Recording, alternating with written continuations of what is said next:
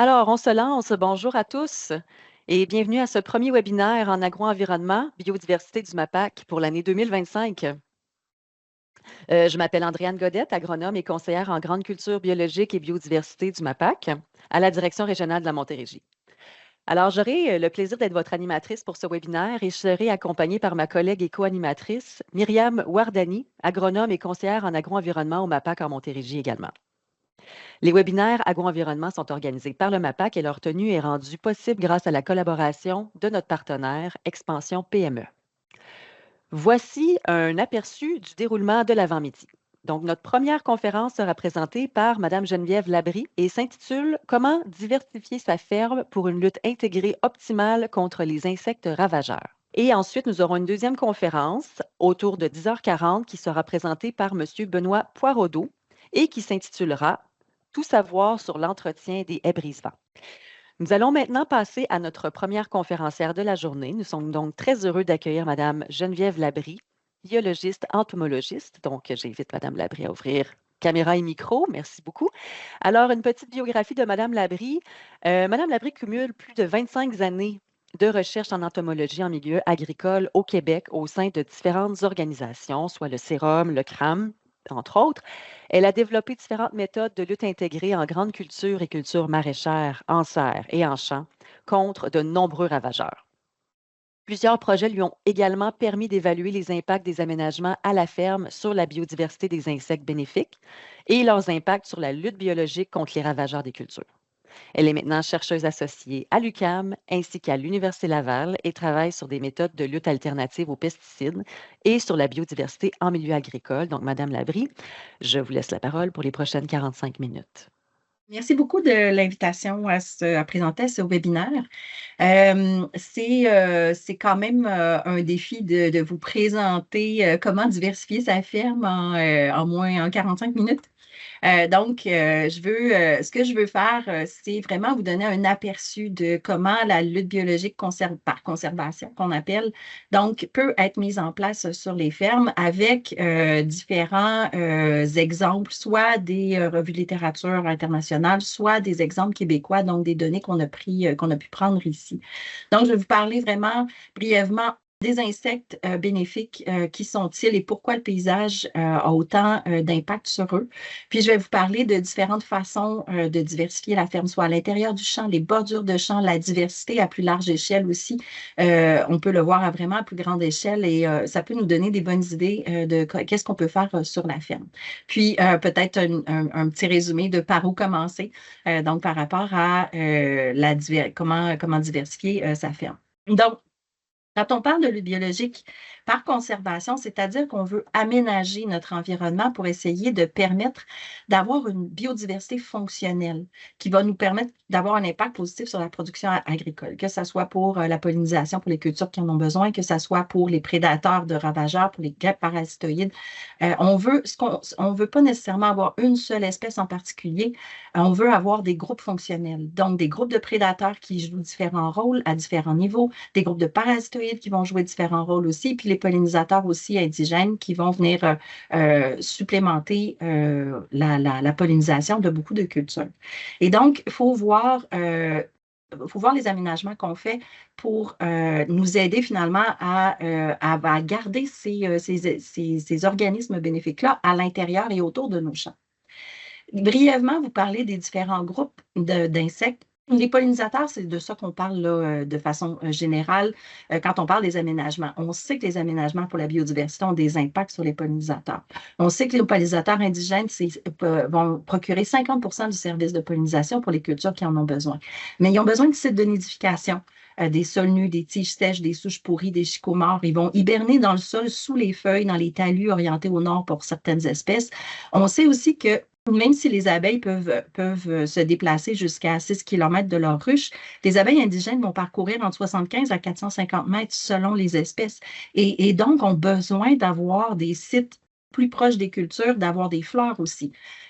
Pour les pollinisateurs, ils ont besoin de fleurs au minimum à tous les 150 mètres, mais tout au long de l'été.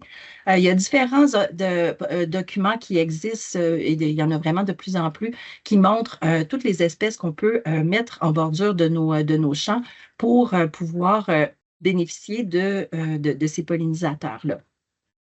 Quand on parle de lutte intégrée, en fait, les fleurs ont un intérêt particulièrement pour la majorité finalement de nos groupes. On ne le sait peut-être pas, mais par exemple, les coccinelles peuvent survivre strictement sur du pollen toute leur vie. Et c'est pour ça que les fleurs ont un très, très grand intérêt dans toutes les cultures, en bordure, même à l'intérieur des champs, si on est capable de faire certains aménagements. Parce que tous ces groupes-là, s'ils n'ont pas de ravageurs, ils vont rester dans l'environnement s'il y a du pollen autour. Et s'il y a du pollen, une bonne partie de la saison aussi. Donc, la majorité des groupes de prédateurs puis de guêpes parasitoïdes vont avoir besoin de pollen ou de nectar durant leur vie. Ce qui fait que d'avoir des aménagements qui leur permettent d'être dans l'environnement immédiat va être très, très gagnant parce qu'ils vont être près des ravageurs s'il y en a qui se présentent. Brièvement, puis il y a une fiche qui vient de sortir, là, j'ai travaillé avec le CETAB l'année dernière, puis il y a une fiche qui est disponible, là, vous voyez le lien en bas, qui présente un peu plus de détails sur tous ces groupes de prédateurs-là, tous ces groupes de parasitoïdes-là qui peuvent bénéficier de vos aménagements. Mais brièvement, des groupes les carapes, les araignées, c'est des insectes, c'est des arthropodes qui vont être au sol. Puis on n'y pense pas, mais c'est des prédateurs généralistes très, très importants. Les carapes, entre autres, vont manger des limaces, vont manger des chenilles, vont manger différents insectes qu'ils vont trouver sur leur passage. Les araignées aussi sont très généralistes et eux vont bénéficier beaucoup des bordures enherbées pour la reproduction, l'hibernation. Les coccinelles, c'est nos principaux, c'est ceux qu'on connaît le plus. Il y a à peu près 80 espèces de coccinelles au Québec. Donc, il n'y a pas juste les espèces qu'on connaît le plus communes, mais ils vont bénéficier beaucoup de fleurs pour la majorité. Puis, on va avoir des besoins spécifiques aussi pour leur site d'hibernation. Les cirfes, c'est des insectes où les adultes ressemblent à des abeilles, c'est des mouches, mais qui vont être pollinisateurs strictement, tandis que les larves, les nymphes vont manger des pucerons, entre autres. Et tous ces groupes-là, on a aussi des punaises, des mouches, des autres prédateurs. Tous ces groupes-là vont jouer un rôle à différents niveaux dans les champs et ont tous des besoins spécifiques pour leur site d'hibernation, de reproduction. Ils n'ont pas la même distance de voyagement non plus. C'est pour ça que d'aménager de façon diversifiée sur la ferme va permettre à tous ces groupes-là de se retrouver sur la ferme et de jouer un rôle au niveau de la lutte intégrée. Les guêpes parasitoïdes, c'est un groupe de guêpes qui, comme vous voyez ici, qui peuvent être extrêmement petites. Il y en a qui font moins de 1 millimètre même. Donc, qui vont venir insérer un œuf à l'intérieur de l'insecte. L'air va manger l'intérieur et va ressortir en guêpe et vont pouvoir continuer à faire un travail de fond finalement qui vient souvent abaisser les populations de ravageurs. Donc, vous voyez ici aussi une guêpe parasitoïde de la punaise terne, par exemple. On a aussi des mouches qui vont venir parasiter. On voit ici là, les petits œufs blancs sur le scarabée japonais, là, une mouche qui vient parasiter le scarabée. Tous ces insectes-là ont aussi des besoins particuliers, mais sont tous pollinivores ou nectarivores, ont absolument besoin de pollen et de nectar. Puis, ils peuvent faire un travail vraiment important. C'est souvent ceux qui vont arriver les premiers dans les champs pour effectuer un contrôle. Puis, les boisés, pour eux, sont très, très, très importants pour l'hibernation, entre autres. On connaît quand même peu ces espèces-là, l'écologie de beaucoup d'espèces, parce qu'ils sont très petits, sont très difficiles à étudier, mais on sait qu'en général, les bordures boisées vont leur procurer des sites d'hibernation parce qu'il y a de la neige qui s'accumule souvent plus longtemps sous les arbres et donc ça les favorise beaucoup. Donc, comme je disais tantôt, ce qu'on veut, c'est une diversité, la plus grande diversité possible pour avoir la majorité de ces groupes-là à différents niveaux pour les ravageurs qui vont se retrouver dans nos champs. Pourquoi les insectes vont être affectés par le paysage autant? Il faut penser que, par exemple, pour les ravageurs, pour les insectes que nous, on appelle ravageurs, eux c'est ceux qui sont herbivores, ils vont avoir comme premier stimuli, c'est un stimuli visuel. Souvent, sont très affectés par la longueur d'onde qui vont être émises par la plante au soleil. Si je donne l'exemple du puceron du Soya, le puceron du Soya n'hiberne presque pas ici, il arrive par grand vol dans les airs, donc provenant du sud des États-Unis. Et pour des pucerons qui ont des ailes qui ne peuvent pas se disperser sur des très grandes distances, qui n'ont pas une capacité de vol très, très grande, ils doivent choisir le bon endroit où atterrir. Et leur seule façon de savoir ça, c'est quand ils sont dans le ciel, il y a une couleur intéressante, il y a une grande quantité de la longueur d'onde. C'est probablement leur plante hôte. Ils vont fermer leurs ailes, ils vont se laisser tomber dans ce champ-là. Si on les mélange parce qu'on met d'autres cultures à l'intérieur, il y a des différentes couleurs, ils ne vont pas choisir d'atterrir de préférence dans ces environnements-là parce qu'ils ont peu de risque de survivre parce qu'ils peuvent ne pas tomber sur leur plante hôte. Puis par la suite, ça va être par récepteurs chimiques. Il y a d'autres insectes qui, eux, sont des meilleurs voiliers qu'on appelle, qui vont quand même aussi sélectionner leurs plantes sur les longueurs d'onde et après ça par l'odeur de la plante. Les prédateurs, les parasitoïdes, eux vont être attirés par la couleur visuelle aussi des plantes. La plante qui est stressée parce qu'elle a beaucoup de ravageurs va avoir une couleur différente et même une odeur différente. Et donc, les insectes vont être attirés en premier par quelque chose qui est un peu différent dans le champ. Les premiers répondants, c'est nos parasitoïdes. C'est ceux qui sont capables de détecter de très faibles foyers de différents insectes et qui vont donc venir faire un contrôle. Mais comme je disais tantôt, c'est des insectes qui se dispersent sur de très courtes distances et qui ont besoin de fleurs absolument dans l'environnement. Mais si on a nos premiers répondants qui sont présents dans l'environnement, souvent, on va éviter d'avoir des infestations importantes parce qu'ils font un travail, mais continuel, dans les populations. Quand il y a beaucoup du ravageur, mais là, par exemple, les coccinelles peuvent détecter des foyers jusqu'à 1 km, 2 km de distance. Mais là, c'est parce qu'on a beaucoup d'infestations. La quantité d'insectes est très grande à ce moment-là. Et ils vont arriver. Des fois, il est trop tard parce que nos seules interventions sont dépassées. Donc, d'avoir des environnements qui sont adéquats pour tous ces groupes-là, ça va leur permettre de réagir beaucoup plus rapidement pour pouvoir intervenir sur nos ravageurs. Mais pour ça, il faut qu'il y ait leur site d'hibernation, de nidification, des proies alternatives ou bien des fleurs pour qu'ils puissent se nourrir et être en attente des ravageurs dans le champ adjacent. Donc, quand on regarde la lutte intégrée à diverses échelles du paysage, bien, notre champ, donc notre parcelle, c'est là où on a les ressources alimentaires pour les insectes herbivores, donc qu'on considère nos ravageurs, qui vont se reproduire aussi. Nos pratiques culturelles, les cultures en place, les caractéristiques du sol peuvent avoir une influence sur ce qui se passe dans le champ. Donc, on peut intervenir au niveau du champ.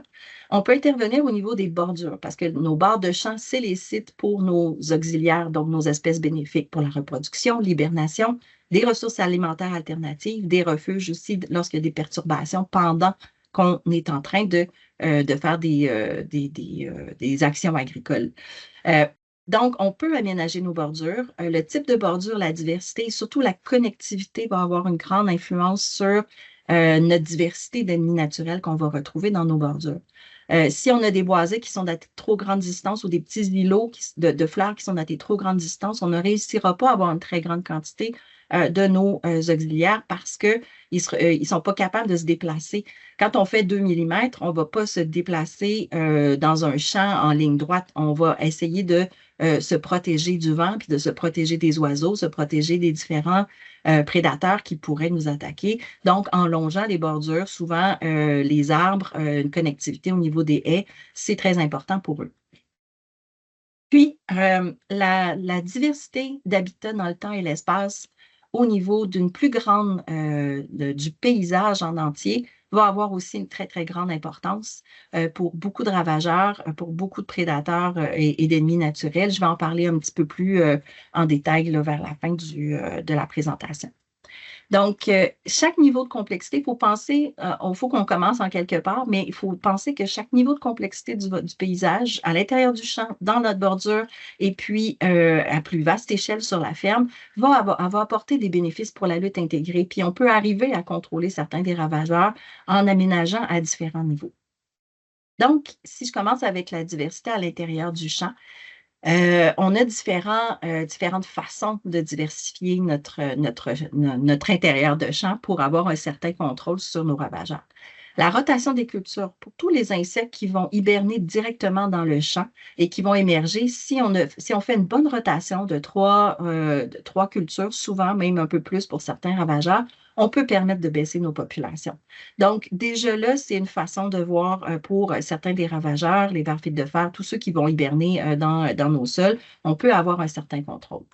Des variétés différentes, même à l'intérieur d'un champ. Je ne sais pas si vous avez fait des essais avec du soya, par exemple. On fait avec des bandes de différents cultivars de soya. Certains sont très affectés par le puceron du soya. Il y en a d'autres où il y en a très peu.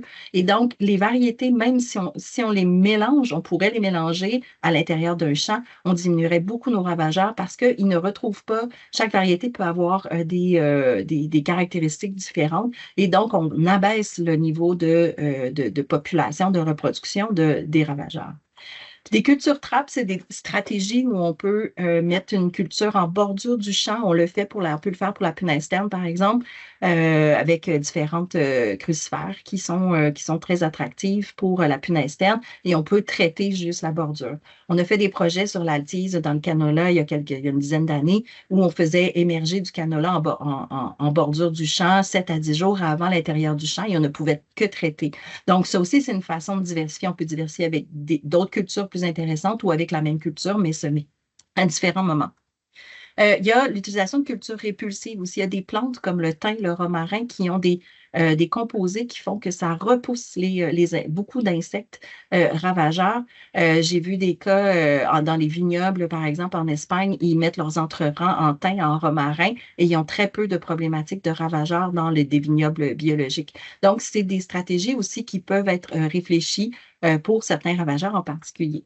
Ce que je vais aborder un petit peu plus en détail, tout ce qui est culture de couverture, les bandes alternées, les intercalaires, ce qu'on va semer à la volée, en dérobé surtout, peuvent avoir une influence très, très grande, soit sur nos ravageurs, soit beaucoup sur nos prédateurs qui sont très avantagés par la diversification à l'intérieur du champ. Puis, quelques cultures allélopathiques, le seigle, le sarrasin, dont je vais discuter rapidement, qui ont des propriétés finalement qui vont même tuer certains des insectes ravageurs, qui peuvent aussi être réfléchis pour intégrer là, à l'intérieur du champ. Dans le blé, entre autres, puis c'est ça, il y a énormément de littérature, je vous dirais, sur tous les effets de toute cette diversification-là sur les différents ravageurs. J'ai sélectionné quelques grandes analyses qui ont été faites dans les dernières années. Par exemple, pour les cultures de couverture dans le blé, il y a 4 cultures. Dans cette étude-là, ils ont regroupé 50 études sur 400 qui parlaient des cultures de couverture dans le blé, où ils ont évalué soit si le blé était semé en bande alternée avec des intercalaires, avec des cultures à la volée ou en dérobé. Puis, ils ont vérifié s'il y avait un impact sur la réduction des ravageurs, l'abondance des prédateurs, des parasites, des dommages de culture et rendement du blé. Donc, globalement, vous voyez ici, vous avez soit sur le contrôle du ravageur, les prédateurs, le parasitoïde, le nombre finalement d'études qui montraient un succès sur ces 3 aspects-là. Et la meilleure stratégie, c'était les bandes alternées. Donc, bandes alternées de différentes largeurs. Donc, ça couvre différentes études qui ont été faites un peu partout sur la planète. Mais il y avait vraiment beaucoup plus de prédateurs, de parasitoïdes, un meilleur contrôle des ravageurs dans le blé. Et il y avait un meilleur rendement aussi en général s'il y avait plus de prédateurs.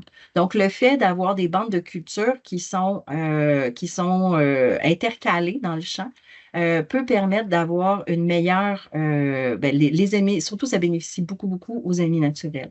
Une étude que j'ai faite au Québec sur un site en grande culture biologique.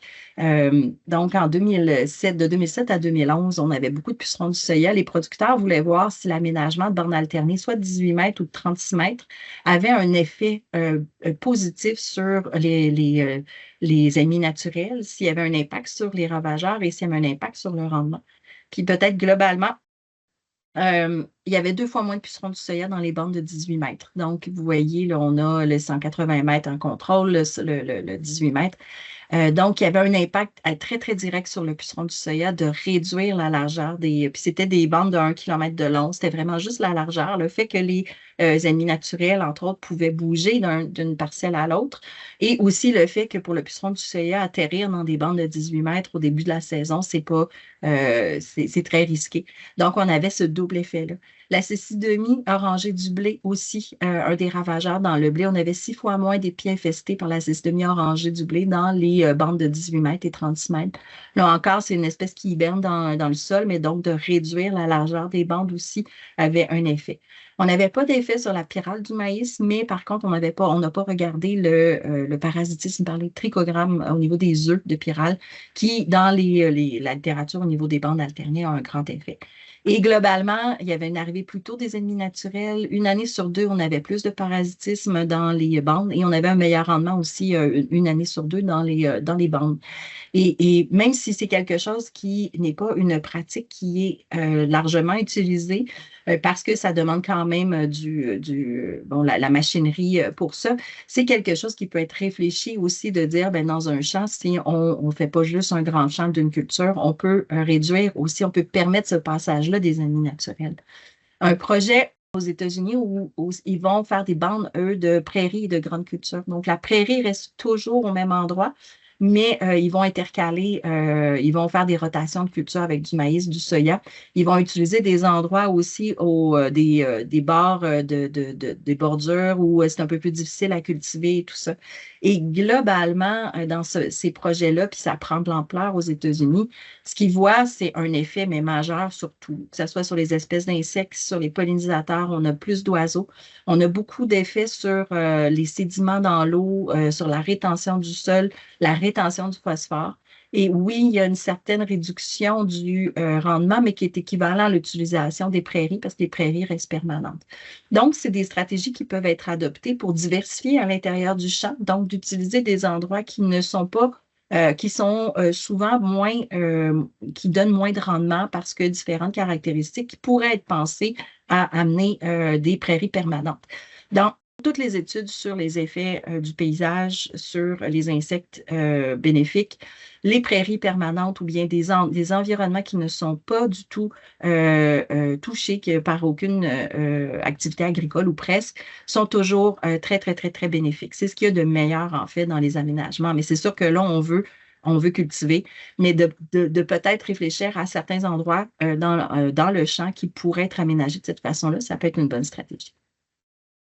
Au niveau des cultures intercalaires, c'est de diversifier notre entre-rang pour réduire les dommages à la culture principale. Donc, là, je vous présente une étude sur les vers fils de fer qui était faite dans le maïs grain pour voir si les intercalaires, ça c'est une grosse question, beaucoup de producteurs se posent, est-ce que les intercalaires vont avoir un effet sur les vers fils de fer? Est-ce qu'on va augmenter nos vers fils de fer? Est-ce qu'on va augmenter nos pertes sur le maïs? Et donc, dans cette étude-là, ils ont évalué, bon, sans aucun intercalaire, du blé seul ou avec un mélange mixte de 6 cultures, du blé, du lupin, de la moutarde blanche, le sarrasin, le riz gras et le haricot d'Espagne. Et ils ont semé l'intercalaire le même jour que le maïs dans ce projet-là. Ils allaient faire des échantillons de sol pour les vers fils de fer, puis ensuite, ils allaient dans la bordure, la bordure adjacente de maïs pour aller capturer les vers fils de fer, puis voir s'il y a des dommages. Ce qu'ils ont pu démontrer, c'est que ce que vous voyez ici, en août, c'est en noir, en blanc, c'est en septembre. Dans notre témoin, dans notre blé et dans notre culture mixte, le nombre de larves de vers fils de fer dans les rangs de maïs. Et systématiquement, dans le témoin, il était toujours sur le rang, tandis que dans le blé où il y avait peu de vers fils de fer au mois d'août dans le rang de maïs. Donc, il restait dans l'intercalaire pour s'en nourrir. Et ce que cette figure montre aussi, c'est que ici, ça, ils ont été chercher le contenu stomacal des vers fils de fer, puis ce qu'ils voient, c'est que les vers fils de fer qui sont dans le mix n'ont pas de maïs. Ils ne mangent pas le maïs quand il y a un intercalaire. Et ce qu'ils ont pu démontrer, c'est qu'en utilisant soit un intercalaire de blé ou le mix, on diminuait jusqu'à 55 les dommages au maïs. Donc, les cultures intercalaires, là, on a l'exemple du vers fil de fer, mais souvent, les cultures intercalaires vont avoir des effets sur les ravageurs parce que l'intercalaire va être plus intéressant que la culture principale. Puis, c'est aussi que on peut réduire nos ravageurs parce qu'on perturbe notre recherche visuelle, on perturbe la reconnaissance chimique du ravageur quand il arrive, puis ça attire aussi une plus grande abondance et diversité d'ennemis naturels. Puis, un de mes souhaits serait d'arriver avec un tableau avec plein d'intercalaires qui donne un peu de tout ce que ça fait sur chacun des ravageurs là, qui existent dans les cultures. Mais par exemple, le trèfle dans le maïs est réputé pour réduire les dommages par la chrysomèle du racine du maïs, par la pyrale du maïs et être très attractif pour les prédateurs et les parasitoïdes. Donc, c'est une pratique qu'on fait couramment de plus en plus là, au Québec qui peut aider pour les ravageurs et pour nos ennemis naturels. Le raie gras, lui, va attirer des pucerons qui sont non ravageurs de la culture principale, puis ça attire plus de coccinelles qui peuvent migrer vers la culture principale quand il y a des ravageurs. Puis aussi, les carabes sont très, très avantagés, donc nos prédateurs qui marchent au sol sont très avantagés quand il y a du raie gras dans l'agroécosystème. C'est vraiment, ils vont se protéger en marchant dans le raie gras, puis ils peuvent aller plus loin dans le champ, puis continuer à faire un travail sur les ravageurs. Une étude au Québec, donc un producteur qui, présentement, je suis en train de terminer d'identifier les insectes, mais on étudie la diversité des espèces d'arthropodes bénéfiques dans 4 vignobles, 3 vergers de Donham, avec la Fondation de la faune du Québec, du Raclub, le zoo de Grimby. Puis un des producteurs, c'est le seul là, dans ce cas-là, mais a fait des intercalaires de facélie dans ses vignobles parce qu'en Europe, c'était démontré que ça attirait la mouche taquinide, donc sur le scarabée, pour contrôler le scarabée japonais. Le producteur fait ça donc au mois de juin, puis va couper plus tard en saison. Mais je suis en train d'évaluer le parasitisme de la mouche taquinide, mais il y a certaines observations, certaines années où il y avait pour lui, pour le producteur, il n'a plus besoin de traiter contre le scarabée ou de mettre des filets parce que la mouche taquinide est très, très présente. On regarde aussi le parasitisme de la punaise terne aussi.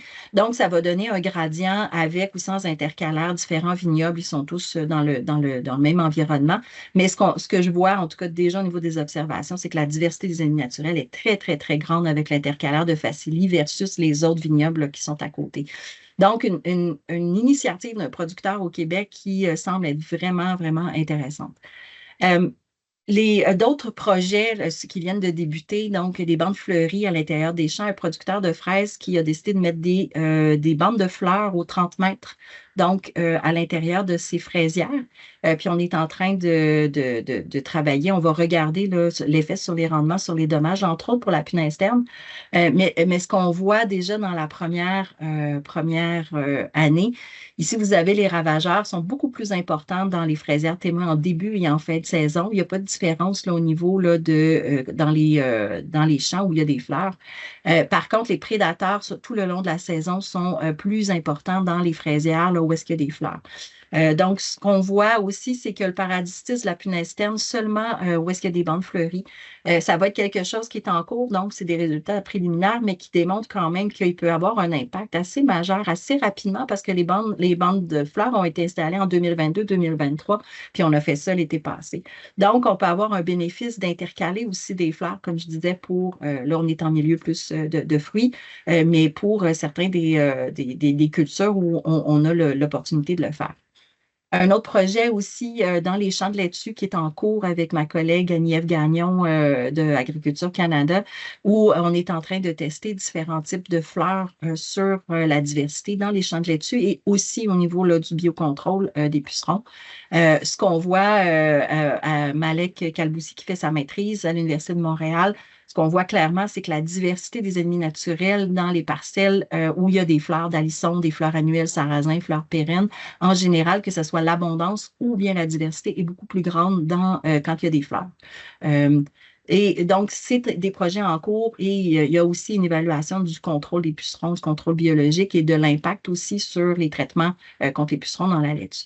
Donc, différentes façons d'intercaler, que ce soit dans les grandes cultures, que ce soit en milieu horticole, d'avoir des fleurs, entre autres, qui peuvent vraiment aider, ou bien d'autres plantes à l'intérieur des grands champs. Les cultures intercalaires peuvent avoir un impact, mais vraiment majeur là, sur la diversité, sur le contrôle biologique.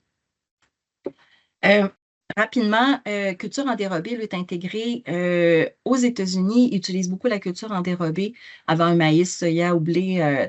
Et ce qu'ils ont principalement le seigle. Et ce qu'on voit, c'est que le seigle, globalement, là, quand ils font la méta-analyse des 37 études, il y a plus d'insectes bénéfiques, surtout les carabes, les araignées, qui peuvent, les staphylins qui sont d'autres parasitoïdes. Il y a une diminution des chrysalides de papillons et de grillons. Il va y avoir une diminution du puceron du soya, donc avant le soya, diminution de chrysomèle des racines du maïs. Au Québec, le seigle a démontré une diminution du puceron dans la laitue, chrysomèle rayée du concombre et flétrissement bactérien dans la courge là, par un collègue de l'IRDA. Le seigle a des propriétés allélopathiques. Il peut y avoir une augmentation de la mouche des semis, mais seulement si c'est incorporé juste avant le semis. Donc, souvent, ce n'est pas le cas, on le fait avant. En parlant de culture, le seigle est une culture donc qui a des composés chimiques qui vont tuer les insectes ou qui vont les repousser. Une autre culture donc qu'on utilise, en tout cas qu'on est en train de tester au Québec, c'est le sarrasin qui a des propriétés allélopathiques. C'est reconnu depuis des centaines d'années, surtout pour la lutte contre les mauvaises herbes. Mais dernièrement, plusieurs se sont intéressés à savoir et démontrent des impacts sur de la germination de différents pathogènes et les impacts sur beaucoup de différentes espèces de ravageurs parce que soit ça tue les insectes ravageurs ou bien ça attire énormément d'ennemis naturels, donc des pollinisateurs, prédateurs, parasitoïdes. Donc, il y a beaucoup d'effets. Un exemple qu'on a fait au Québec basé sur un projet de recherche qui était fait en l'île du Prince-Édouard. Christine Noronha d'Agriculture Canada a démontré que les vers fibres de fer qui s'alimentent du sarrasin, donc, ils sont très attirés par le sarrasin, mais ne sont pas capables de digérer et finissent par mourir. Donc, après un minimum de 50 jours, là, où est-ce qu'ils vont être alimentés seulement de sarrasin. Et un essai qu'on avait fait à la Noret, où on avait 8 vers fils de fer par champ, c'est un champ de maïs sucré. On a mis du sarrasin et depuis 2020, on a baissé de 92 les vers fils de fer. Donc, ça tue réellement les vers fils de fer. Ils ne sont pas revenus dans le champ. Il n'y a pas eu de dommages dans le maïs sucré et on a aussi, le producteur a vu 2 fois plus de rendement dans son maïs sucré. On a différents projets en cours là, présentement là, qui sont sous analyse ou qui ont débuté, là, entre autres, un essai de mélange de sarrasin, moutarde brune, soit en dérobé ou en intercalaire dans le maïs grain. La moutarde brune aussi aurait des effets allélopathiques là, sur différents ravageurs. Donc, rapidement, parce que je vois que le temps file, les cultures de couverture, donc de diversifier l'intérieur du champ, que ce soit par des bandes alternées qui augmentent les ennemis naturels, les intercalaires, que ce soit des intercalaires dans le rang ou bien des bandes fleuries qu'on va intercaler dans le champ, ont tous des impacts vraiment, soit réduire l'attraction des ravageurs, soit d'augmenter nos ennemis naturels. Et à la dérobée aussi, comme le seigle ou bien comme le sarrasin ou comme d'autres cultures qui vont couvrir le sol pendant tout l'hiver, on va avoir une meilleure survie des prédateurs de sol, entre autres, et une présence accrue. Si on passe aux bordures de champ sur la lutte intégrée, donc on a diversifié notre intérieur de champ, on peut diversifier notre bordure de champ, soit par des sites d'alimentation. En fait, ça représente, comme je le disais, des sites d'alimentation, des sites de reproduction, d'hibernation. Ça peut être une barrière physique, protection contre le vent et des refuges durant les activités agricoles. Les bandes enherbées, j'en ai parlé brièvement tantôt, mais ça bénéficie beaucoup à ces prédateurs-là, que ce soit des prédateurs généralistes, les araignées ou bien les carabes. Certains carabes, eux, vont manger des graines d'adventice, donc peuvent aussi faire un contrôle sur les mauvaises herbes. Donc, c'est des ressources essentielles pour beaucoup d'ennemis naturels. C'est démontré que ça a une très grande importance, les bandes enherbées. On parle de dizaines de mètres carrés par champ qui seraient suffisants pour soutenir une population importante de ces prédateurs-là qui peuvent vraiment jouer un rôle important là, dans le contrôle de base là, de beaucoup de ravageurs. Les bordures fleuries, il y a là encore beaucoup d'études qui ont été faites sur les bordures fleuries. Donc, des bordures qu'on va aménager avec des fleurs ou qu'on va juste laisser fleurir durant la saison. Il y a beaucoup plus d'ennemis naturels, beaucoup plus de parasitoïdes dans ces bordures-là. Les régénérer serait plus efficace, selon l'étude là, que je cite ici, plus efficace que les semer. Donc, on laisse des plantes indigènes qui vont se régénérer, qui vont être disponibles tout au long de la saison. Et dans ces études-là, il mentionne qu'il y a moins de dommages aux cultures adjacentes aux bordures fleuries et même qu'on augmenterait jusqu'à 16 du contrôle biologique dans les champs adjacents d'avoir des fleurs. Donc, je l'ai dit à plusieurs reprises, les fleurs ça bénéficie pour les prédateurs, beaucoup pour les parasitoïdes. Donc, d'avoir une diversité de fleurs sur sur tout l'été peut vraiment être très utile. Un exemple qu'on a été voir, juste une journée d'échantillonnage sur les aménagements qui avaient été faits en bordure du ruisseau Brandy à Granby par le club Gestrissol. Puis clairement, l'effet majeur qu'on voit des fleurs, c'est les parasitoïdes. Donc, comme je vous disais, on avait un impact sur les prédateurs aussi, un petit peu sur les ravageurs, mais ce n'était pas des ravageurs qui pouvaient avoir une incidence, c'était des grandes cultures. On est en train de plusieurs projets. Ici, on voit des bandes fleuries en bordure de verger à Covey Hill, donc avec le groupe Plein de Terre puis Conservation Nature Canada. Ils viennent d'être implantés. On est en train d'étudier l'effet. On va étudier l'effet sur la punaise terne puis sur certains papillons, là, certains ravageurs dans les vergers, de l'effet de ces bandes fleuries-là. Un autre projet aussi qu'on fait, c'est d'évaluer, comme je parlais, là, les vergers puis les adonams, ce qui est non aménagé, donc des bordures régénérées, l'impact que ça peut avoir sur la biodiversité. Donc, les bandes fleuries peuvent aussi être installées ou bien juste laisser régénérer, puis j'ai hâte d'avoir tout l'ensemble des données pour arriver avec des constats sur ce qui nous rapporte le plus là, dans ces cultures-là. Les haies brise-vent, donc on arrive, on le sait que la haie brise-vent va protéger le champ du vent, de l'érosion et tout ça. Mais les haies brise-vent ont aussi un impact vraiment très majeur sur les ennemis naturels. Un des projets qu'on a fait à 2 reprises, 2013-2018, avec Charles Lucier puis l'OBV Bémissisquoi, où on est retourné sur les mêmes sites à 2 reprises. Il y a 4 haies brise-vent, puis un site témoin, où on a été voir l'impact sur les arthropodes. En 2018, on est retourné à 30 mètres et 60 mètres à l'intérieur du champ. Donc, près de 240 000 arthropodes identifiés. On avait plus de prédateurs à 30 mètres de la bordure. On avait plus de parasitoïdes quand on avait une haie, donc versus, vous voyez, sans haie brise-vent. Il y a un impact majeur des haies sur les parasitoïdes et c'est quand même très clair dans ce projet-là. Et surtout, on avait un impact, mais ici, vous voyez les trips, vous voyez les pucerons dans le champ, à l'intérieur du champ, sans haie brisement. On a arrêté de compter à 10 000 trips par piège parce que on avait très peu de moyens financiers. Mais ce qu'on voit, c'est très clairement la haie brisement a un impact majeur sur les ravageurs, entre autres. Parce que ça les empêche de se disperser d'un champ à l'autre, surtout les volants passifs comme les trips ou bien comme les pucerons. Donc, les haies brise-vent, c'est des refuges durant la saison, c'est des sites d'hibernation. Donc, accumulation de neige, meilleure protection contre le gel, il y a beaucoup de guêpes parasitoïdes. C'est une barrière contre le vent, c'est des corridors pour les déplacements. On parle, dans une autre méta-analyse, on parle de 200 à 400 mètres de bordure à l'hectare, tous les types qui vont nous procurer une pollinisation et une lutte intégrée optimale. Donc, ça donne un ordre de grandeur de dire, OK, est-ce que j'ai ça, 200 mètres à peu près par hectare de champ, soit de bordure enherbée, soit de bordure fleurie, de haies brise-vent, qui peut nous dire, OK, ça va nous procurer des avantages. Des fois, les aménagements ne vont pas procurer ce qu'on voudrait. Certaines bandes fleuries peuvent être plus intéressantes pour certains pollinisateurs et naturels au détriment des cultures adjacentes. On le sait, entre autres, par un projet là, d'étudiante de maîtrise. Le poivron est très, très peu, les fleurs de poivron sont très peu intéressantes pour les ennemis naturels en général. Donc, toutes les autres fleurs sont plus intéressantes. Donc, c'est plus difficile pour les ennemis naturels d'aller dans des champs de poivrons. Soya aussi, très peu attractif, très peu intéressant au niveau là, du pollen. Donc, il faut trouver d'autres façons de faire dans ce cas-là. Si les ravageurs sont des espèces exotiques envahissantes qui viennent d'arriver, souvent les ennemis naturels ne sont pas présents et aussi ils ont beaucoup d'autres comme la drosophile à ailes tachetées, tout ce qui peut être des plantes avec des petits fruits dans les bordures peuvent être très attractives et là peuvent nous causer des problèmes dans le champ adjacent. La qualité des plantes dans la bordure, s'il y a eu des herbicides, si les plantes ne sont pas en santé, ça ne va pas procurer un effet, vraiment l'effet qu'on voudrait avoir.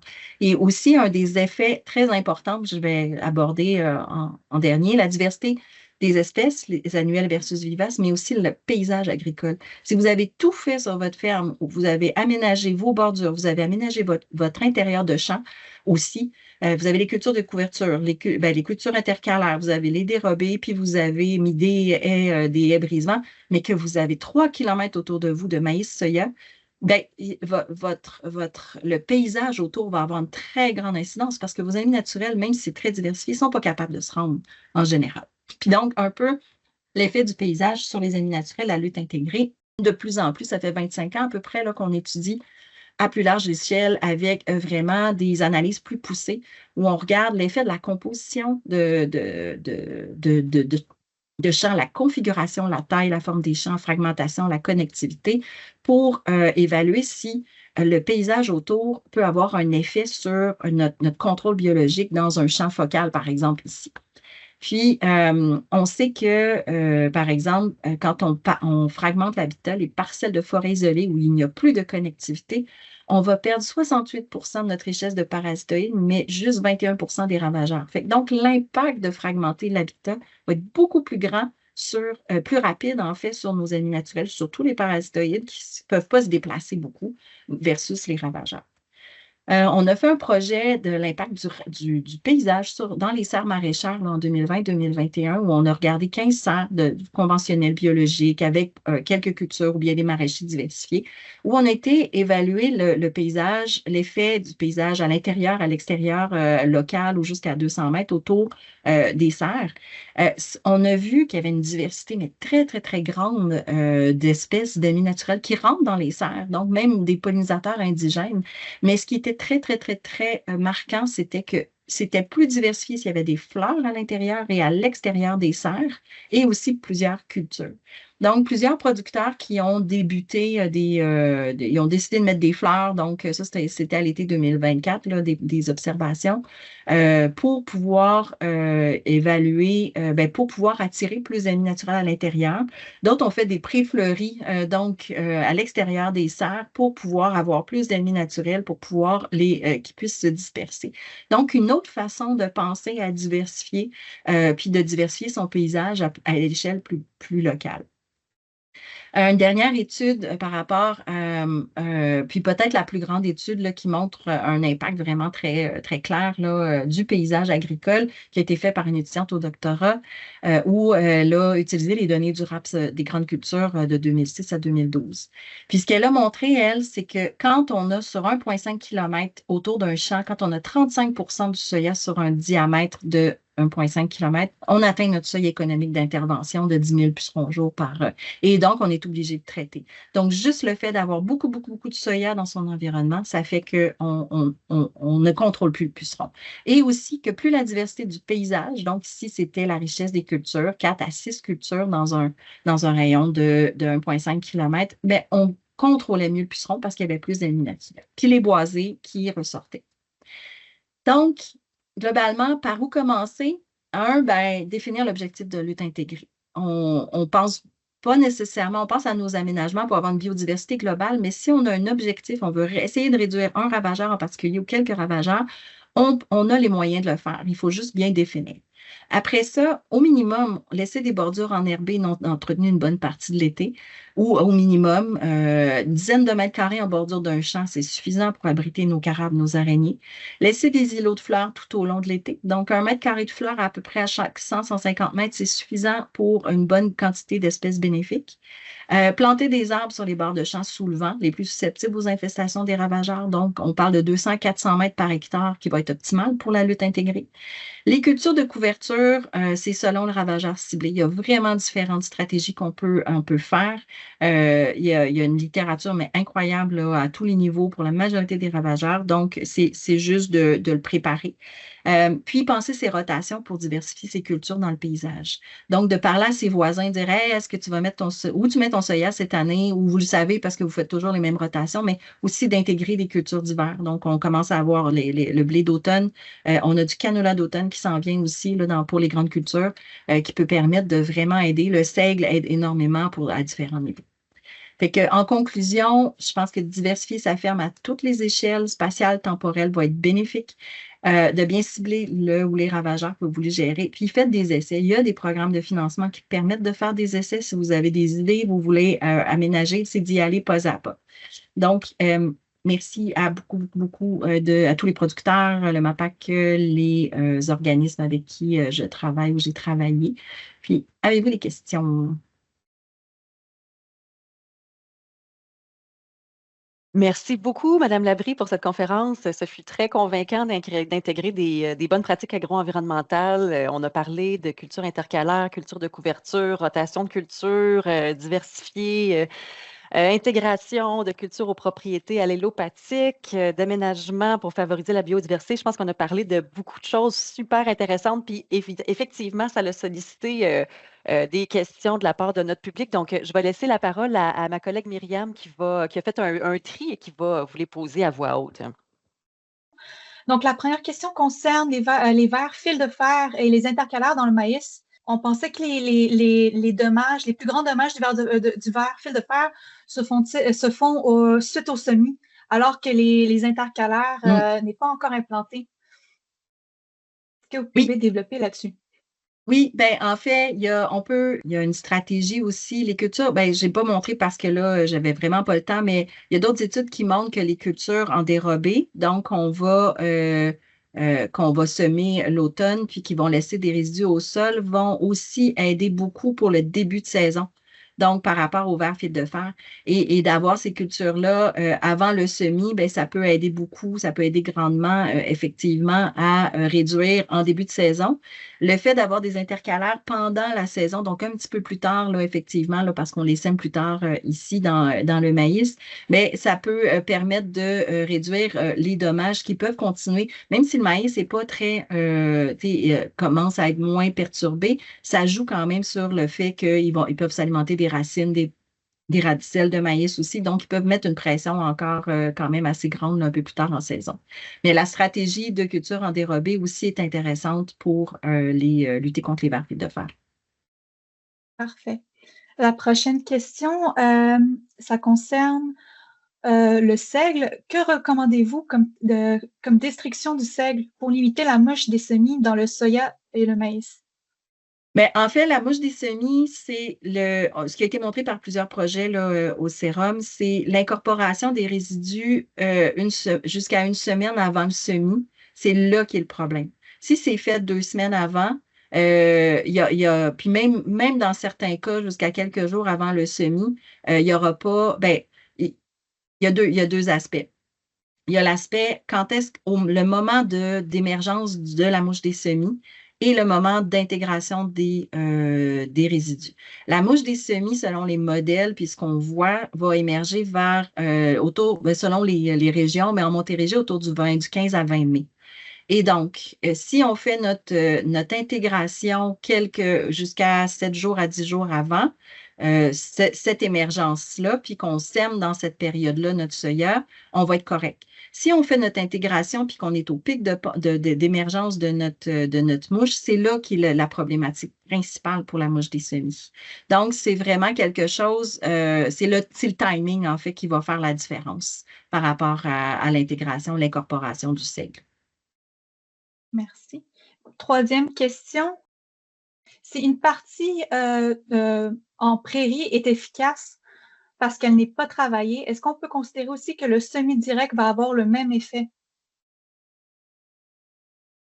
En fait, c'est que la prairie va héberger va avoir toutes sortes de plantes, va avoir différents types de plantes. Les prairies vont souvent avoir des fleurs aussi, vont avoir des adventices qui vont s'intégrer. Quand on fait des prairies mélangées, on va avoir des fleurs de légumineuses. Donc, c'est la diversité de ces plantes-là qui va avoir un effet sur nos ennemis naturels, qui va héberger aussi des ravageurs alternatifs. Des proies alternatives, en fait, pour nos prédateurs, qui va faire que quand quand il y a des ravageurs dans le champ adjacent qui vont migrer vers le champ adjacent. C'est pas tant le semi-direct que le fait d'avoir un environnement qui est moins perturbé. Oui, il va y avoir des coupes à différents moments, mais c'est quand même moins perturbé que le semi-direct. Et je ne sais pas si je réponds bien à la question, mais c'est vraiment deux aspects. Le semi-direct, ce qui a été démontré, c'est qu'en général, a un très bon effet sur les insectes prédateurs au sol. Parce que d'avoir quelque chose où on ne perturbe pas le sol, si on a des couverts un peu plus permanents parce qu'on fait différentes cultures, qu'on couvre le sol toute l'année, ça là, le semi-direct vient permettre d'avoir une plus grande quantité de ces prédateurs-là. Et donc, ça a un effet bénéfique aussi, mais ce n'est pas le même type d'effet. C'est vraiment parce que ça permet d'abriter, de moins perturber le sol, d'abriter une plus grande quantité de prédateurs. Mais la prairie, elle, va vraiment héberger vraiment beaucoup d'organismes bénéfiques, mais à plus long terme. Merci beaucoup. Puis la prochaine question, vous y avez répondu un peu pendant la présentation, mais peut-être que vous pouvez un peu plus développer. Est-ce que dans certains cas, l'ajout d'une pratique comme la bande fleurie, l'intercalaire ou les cultures de couverture peut avoir l'effet inverse, donc attirer davantage de ravageurs? Si oui, savons-nous quelle variété de plantes à éviter et dans quel contexte? C'est sûr que si on travaille avec certains ravageurs, la punaise terne, entre autres, c'est très difficile parce qu'elle aime énormément, je pense qu'elle a 385 plantes hôtes. Et donc, certaines des plantes à fleurs qu'on peut utiliser dans certains mélanges pourraient être beaucoup plus attractifs pour la punaise terne. On commence à avoir plusieurs projets là, qui ont été faits là, à ce sujet-là, même au Québec. Puis, dans certains cas, ça pourrait être dommageable. C'est sûr, comme je disais, il faut bien. Là, j'ai parlé de façon très, très, très générale. Il faut vraiment, quand on veut aménager quelque chose, dire, OK, quel ravageur je veux cibler, c'est quoi mon ravageur principal, puis après ça, on met en place vraiment la meilleure stratégie. Il y a certaines fleurs, ce qu'on voit, entre autres, là, celles qui sont les plus intéressantes et qui ont le moins d'impact, en fait, de façon générale, l'alisson. L'alisson maritime, c'est une fleur qui a l'air vraiment, dans tous les projets qu'on a faits là, jusqu'à présent, puis qu'on connaît aussi au niveau de la littérature, qui est la plus intéressante, qui attire le plus grand nombre de cirques, la punaise aureuse qui aide à gérer la punaise terne, entre autres.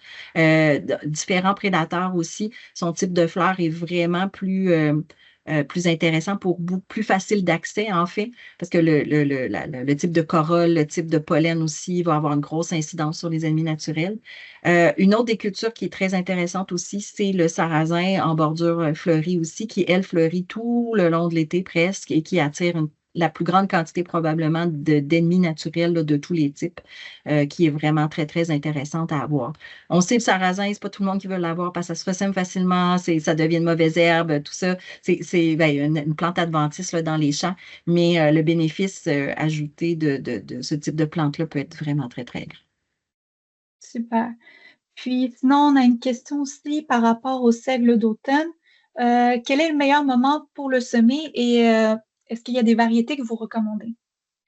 J'ai pas travaillé vraiment sur le seigle. Je sais qu'il y a une fiche technique que j'ai vue sur le site du CETAM, donc qui parlait des différents types de seigles avec les différentes dates, justement, là, au niveau des recommandations. Fait, je vous dirais peut-être d'aller plus vers ces sources-là. Pour ma part, c'est ça, j'ai vu des études, mais j'ai pas tous ces détails-là par rapport À voir. OK. Ouais. Puis sinon, une dernière question ici. Que pensez-vous des incitatifs financiers pour la remise en culture des friches? Je pense que les friches sont vraiment importantes au niveau du paysage agricole, puis ça héberge énormément d'ennemis naturels, énormément d'espèces bénéfiques. Je pense que tout ça est une question d'équilibre, en fait. On ne veut pas 100% de notre environnement qui est cultivé. On essaie de remettre des environnements un peu plus avec des cultures ou en tout cas des environnements qui sont moins moins utilisés donc au niveau de l'agriculture. Je pense que c'est de voir l'équilibre par rapport à ça. Effectivement, certaines friches peuvent peut-être être remises en culture parce qu'on a un besoin de superficie cultivable, mais moi, je vous dirais de ne pas toutes les mettre en culture parce que ça a un impact assez important au niveau là, de la lutte biologique, là. Super. Andréane, je te laisse conclure la première partie du webinaire. Oui, merci beaucoup, Myriam, pour la période de questions et merci énormément à Mme Geneviève Labrie pour cette conférence et pour toutes les solutions que vous nous avez offertes, notamment. C'est très apprécié. Donc, nous allons maintenant procéder à notre deuxième conférence qui sera présentée par M. Benoît Poirodeau, technicien agricole à la direction régionale du MAPAC au Saguenay-Lac-Saint-Jean. J'invite d'ailleurs Benoît à ouvrir sa caméra et son micro. Merci. Il nous présente un ABC ce matin sur l'entretien des haies brise-vent. Je n'en dis pas plus et je laisse la parole à M. Poirodeau pour les prochaines 45 minutes. Merci. Bonjour. Donc, moi, ce que je vais vous présenter, c'est vraiment la taille des brise-vent. Là, on a dit que c'était tout savoir sur l'entretien, mais on s'entend là, que c'est quand même un vaste sujet. Donc, vous ne saurez pas tout, mais on est capable quand même de faire le tour ensemble là, des choses principales à connaître, surtout des grands principes au niveau de la taille.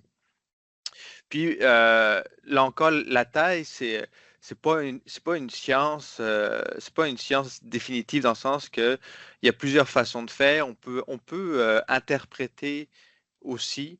Et dans le temps aussi, on a varié un peu nos façons de faire. Donc, ça se peut que vous discutez avec d'autres personnes puis qu'on a un avis différent. Mais c'est pas parce qu'ils ont un avis différent que leur avis ne sera pas tout aussi important que le mien. Donc, le plan de présentation, donc là, je vais d'abord parler de pourquoi l'entretien, faire un suivi sur les haies brise-vent déjà connus. Je vais parler des techniques de taille, des outils de taille, des résultats du peuplier, puis je vais conclure par la suite. Donc, au niveau de la taille, c'est sûr que quand on vient d'installer le paillis, là, c'est comme sur les photos, c'est tout beau, c'est tout propre. Mais ça, c'est comme le ménage dans une maison avec des enfants, ça dure jamais longtemps. Parce que euh, rapidement, ben, on arrive finalement à un enherbement qui peut être assez intense si jamais on est dans un endroit très fertile. Surtout le fait qu'on ait retravaillé le sol. Vous le savez, en tant que producteur, dès qu'on retravaille le sol, on fait sortir les graines de mauvaises herbes. Et malheureusement, même en une seule saison, on peut des fois arriver à des envahissements comme vous voyez sur la photo. Et sinon, ce qui peut aussi arriver, c'est que surtout lorsque le paillis était mal ancré au sol, il peut y avoir des déchirements de plastique ou tout simplement le plastique s'arrache au vent, comme vous voyez sur la photo. Donc, je ne vous cacherai pas que dans ces cas-là, je donne pas cher de la haie brise-vent. Puis même sur la photo, vous pouvez voir au niveau du pain, même la plantation là, est assez critiquable. Là. On voit qu'on voit encore la motte, on dirait que ça a été mal compacté. Peut-être ça a été planté dans un sol beaucoup trop humide, là. À suivre. Donc, au niveau de l'entretien, ben, comme on peut voir sur les photos, c'est surtout les premières années, les 5 premières années, c'est l'enherbement qui peut être très conséquent. Et par la suite, jusqu'à quasiment la fin de la vie du brise-vent, il faut quand même s'assurer qu'il y ait une bonne porosité. Comme vous voyez sur la photo de droite,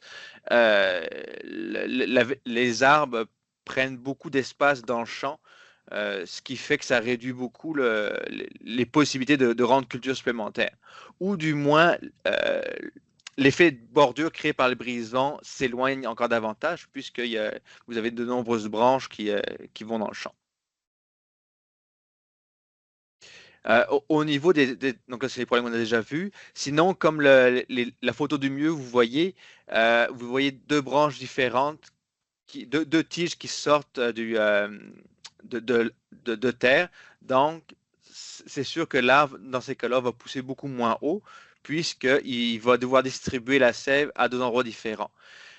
Faut imaginer, là, pour ceux qui sont bons en plomberie, là, que c'est un peu comme de la plomberie. La sève, elle monte. Plus il va y avoir des intersections avec d'autres branches, plus la pression de la sève va se diviser. Donc, elle va partager elle va se partager. Donc, ça veut dire qu'il y aura moins de sève qui va aller en hauteur. Donc, l'arbre va pousser moins vite, moins haut. Et la photo du haut, comme vous voyez, la branche ici, c'est ce qu'on appelle un tire-sève. Donc, le même principe, comme l'angle de la branche est très étroit, très aigu, la sève, elle monte rapidement, puis elle va se diriger autant vers cette branche-là que vers celle-là. Donc, ça veut dire que cette branche-là va grossir beaucoup plus vite que si elle était plus à l'horizontale. Parce que si elle était à l'horizontale, la sève monterait, puis elle ralentirait à cause à cause du fait que c'est horizontal, donc elle pousserait moins. Donc, en étant comme ça, ben, elle va facilement concurrencer la tête de l'arbre. Donc, ça, c'est des choses comme ça qu'il faut essayer de remédier rapidement. Et en plus, ben, là, on va avoir une branche qui va créer un défaut de bois. Parce que l'arbre, quand il va grossir, il va finir par comme englober plus ou moins une partie de la branche. Non, ici, on l'a vu comme tantôt, c'est vraiment un empiètement de la haie dans le champ. Puis, les branches qui vont dans le champ, ce n'est pas les branches qui sont nécessaires à l'effet brise-vent. L'effet brise-vent se crée par les branches qui sont sur le côté, qui sont latérales, qui vont freiner le vent. Donc, c'est pour ça que, au-delà, à part pour l'esthétisme de l'arbre, ces branches-là n'ont pas... ben, l'esthétisme, puis fournir la photosynthèse, bien sûr, là, mais d'une certaine façon, on peut en enlever parce qu'elles n'ont pas de rôle de brise-vent. Puis, sur une note un peu plus optimiste, ici, vous avez deux photos où des haies étaient complètement ensevelies par la mauvaise herbe. Puis, on s'est rendu compte qu'une fois débroussaillé, là, on voit un peu les traces, là, ben, il y avait, mettons, ce chêne-là qui était tout à fait vigoureux. Ici, on avait un sureau. Mais, même s'ils sont vigoureux, imaginez qu'ils ont dû combattre, ils ont eu une grande compétitivité avec l'ensemble des mauvaises herbes autour. Donc, ça veut dire que s'ils avaient pu profiter pleinement du soleil, ils seraient sûrement beaucoup plus gros. Donc, est-ce qu'on veut que nos arbres perdent du temps et de l'énergie? Ben non. Donc, c'est pour ça l'entretien de la strate herbacée, c'est un minimum. Puis, j'ai rien pour illustrer ça, mais aussi, lorsque l'hiver arrive, il y a toujours un risque que la neige rabatte la mauvaise herbe sur les arbres. Donc, ce qui fait qu'au printemps, après des mois sous la neige, l'herbe est complètement tapée, puis ça risque de briser les branches. Ou tout simplement, ben, sans les briser, les branches des arbres, ou en tout cas les jeunes troncs, ils vont rester quasiment aplatis, si on veut, sous la mauvaise herbe. Puis ça, c'est pour rappeler aussi que un arbre, quand il est en pleine lumière, il va pas se fatiguer, il n'aura pas une attitude à pousser droit, à avoir un beau tronc comme en forêt, parce qu'il n'y a pas de compétition pour la lumière avec les autres arbres. Donc, c'est pour ça qu'il faut partir du principe que, quels que soient les arbres que l'on plante dans des haies brise-vent ou des bandes riveraines, on va avoir un besoin de taille juste par cet effet-là, parce que les arbres, pourquoi s'embêter à pousser en hauteur quand on est à la pleine lumière? Il va vouloir avoir tendance à s'élargir. Bien sûr, il y a des arbres comme le chêne à gros fruits qui aura une tendance quand même moins importante à s'élargir comparativement à, comme ici, un noyer. Mais ça reste qu'il faut quand même avoir ça en tête que lorsqu'on fait l'entretien, on est un petit peu contre nature. Donc, ça veut dire que si on arrête d'intervenir, la nature risque de reprendre ses droits. Mais pourquoi entretenir à la base? C'est obtenir l'établissement de la bande riveraine du brise-vent. On veut qu'il y ait une belle croissance. On veut que l'arbre pousse droit. Et on veut aussi avoir une porosité efficace. Si notre brise-vent, notre bande riveraine devient un mur pour le vent, ça va faire que soit la neige va moins s'étaler dans le champ, ou tout simplement l'humidité va moins s'évacuer. Donc ça veut dire que lorsque vous allez récolter auprès du brise-vent vos céréales ou faucher le foin, il va être beaucoup plus humide. Et aussi, ce qu'on souhaite à la base, c'est qu'on veut avoir un gain de rendement. Si l'effet brise-vent n'est pas sur l'ensemble du champ, le gain ne sera pas maximisé. Notamment, un exemple très facile, tout simplement dans les bleuetières. Dans les bleuetières, on veut que la neige, ou une luzernière par exemple, on veut que la neige s'étale dans le champ au complet. Donc, on veut que le gain de rendement soit au complet dans le champ, ben, c'est si le brise-vent est mal taillé, ben, toute la neige va se ramasser au bord du brise-vent, puis une partie du champ ne sera pas, ne sera pas protégée par la neige, donc il va y avoir de la perte. Puis dites-vous qu'avec l'effet du vent, l'effet de l'érosion, c'est la même chose, là. C'est la neige, ça illustre très bien comment se comporte le vent.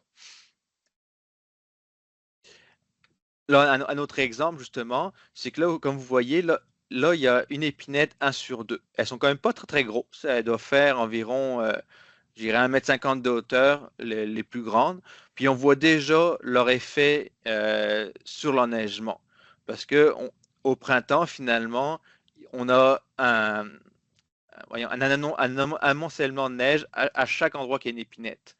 Puis là encore, la problématique, c'est que une épinette, c'est beaucoup plus difficile de gérer la neige. Puis le producteur, là, on doit être là, on a l'Oxagent, donc on n'est pas en Montérégie. Donc là, on doit être au mois de mai, mettons vers le 10 mai. L'ensemble du champ a sûrement perdu sa neige il y a 3 semaines. Donc ça veut dire que ça s'est bien ressuyé. C'est prêt à être travaillé. Sauf que tout au bord du brise-vent, il y a encore cette neige-là. Et ce qui risque d'arriver, c'est que là, elle va fondre, mettons, dans 2-3 jours. Donc là, le producteur peut être tenté d'aller travailler son champ parce qu'il n'y a plus de neige. Sauf que, dites-vous que ce qui est au bord de la haie, ça c'est pas aussi bien prêt. Il y a encore énormément d'humidité dans le sol. Donc, lorsqu'on va travailler le sol ou simplement faire un semi-direct, si c'est le cas, on va créer de la compaction davantage sur le bord du champ parce que le sol n'est pas prêt. Donc, c'est pour ça que c'est important là, de bien gérer la taille aussi, parce qu'on veut que ça fonde de façon le plus uniforme possible. Puis des fois, là, on le verra plus tard, ce qu'on veut, c'est simplement élaguer dans le bas de la haie sur 1 pied, 2 pieds, des fois 3, pour que le vent souffle comme il faut en dessous pour que ça ventile. Ça va faire que le fameux banc de neige qui est ici, il va se retrouver des fois, ça va complètement étaler la neige bien comme il faut. Des fois, on a quand même un banc de neige, mais au moins, il va être plus loin dans le champ. Donc, ça veut dire que l'effet du soleil va être plus grand. Ça veut dire que ça va beaucoup mieux fondre. Puis en plus, ce qui se passe dans ces cas-là, c'est que à chaque année, on risque de passer en tracteur quand le sol n'est pas prêt. Donc, on va compacter de plus en plus. Donc, on va avoir de plus en plus un mauvais drainage. Donc, finalement, la perte de rendement qui existe de toute façon par le fait du brise-vent sur le bord, elle va être accentuée année après année. Donc, c'est pour ça que ça devient comme un cercle vicieux qu'il faut faire vraiment attention. Euh, Partout, là, partout dans la région de Lac-Saint-Jean, j'avais fait un premier suivi des haies en 2013 pour vraiment partir de l'année zéro, savoir quelle est la hauteur des arbres, comment va la survie. Et en 2024, on est retourné faire un suivi pour voir comment ça évolue. Donc, finalement, en 2013, 72 sections de brise-vent ont été analysées sur 32 entreprises, comparativement à 47 l'an passé. Finalement, on n'a pas besoin de toutes les faire. Ce qui est intéressant, c'est que la hauteur moyenne était au début, en 2013, de 1 mètre environ, tandis qu'en 2024, était de 530 cm. Là, c'est sûr qu'il y a des arbres qui faisaient 3-4 mètres, mais il y en avait qui faisaient jusqu'à 8 mètres. Donc, on a vu une belle croissance. En 2013, c'était 43 km qui avaient été mesurés, visités. Et on avait un échantillonnage de haies entre 1 an puis 5 ans, dont la majorité, finalement, avait 1 an. Mais une bonne partie, quand même, si on cumule, avait entre 2 puis 4 ans. Donc, vraiment, dans les années là, où il y a un besoin de taille important. Parce que les haies, là, c'est un peu comme les enfants, là, où il faut bien partir à l'éducation, là, c'est pas mal dans les premières années. Après ça, là, des fois, on est un peu mal pris.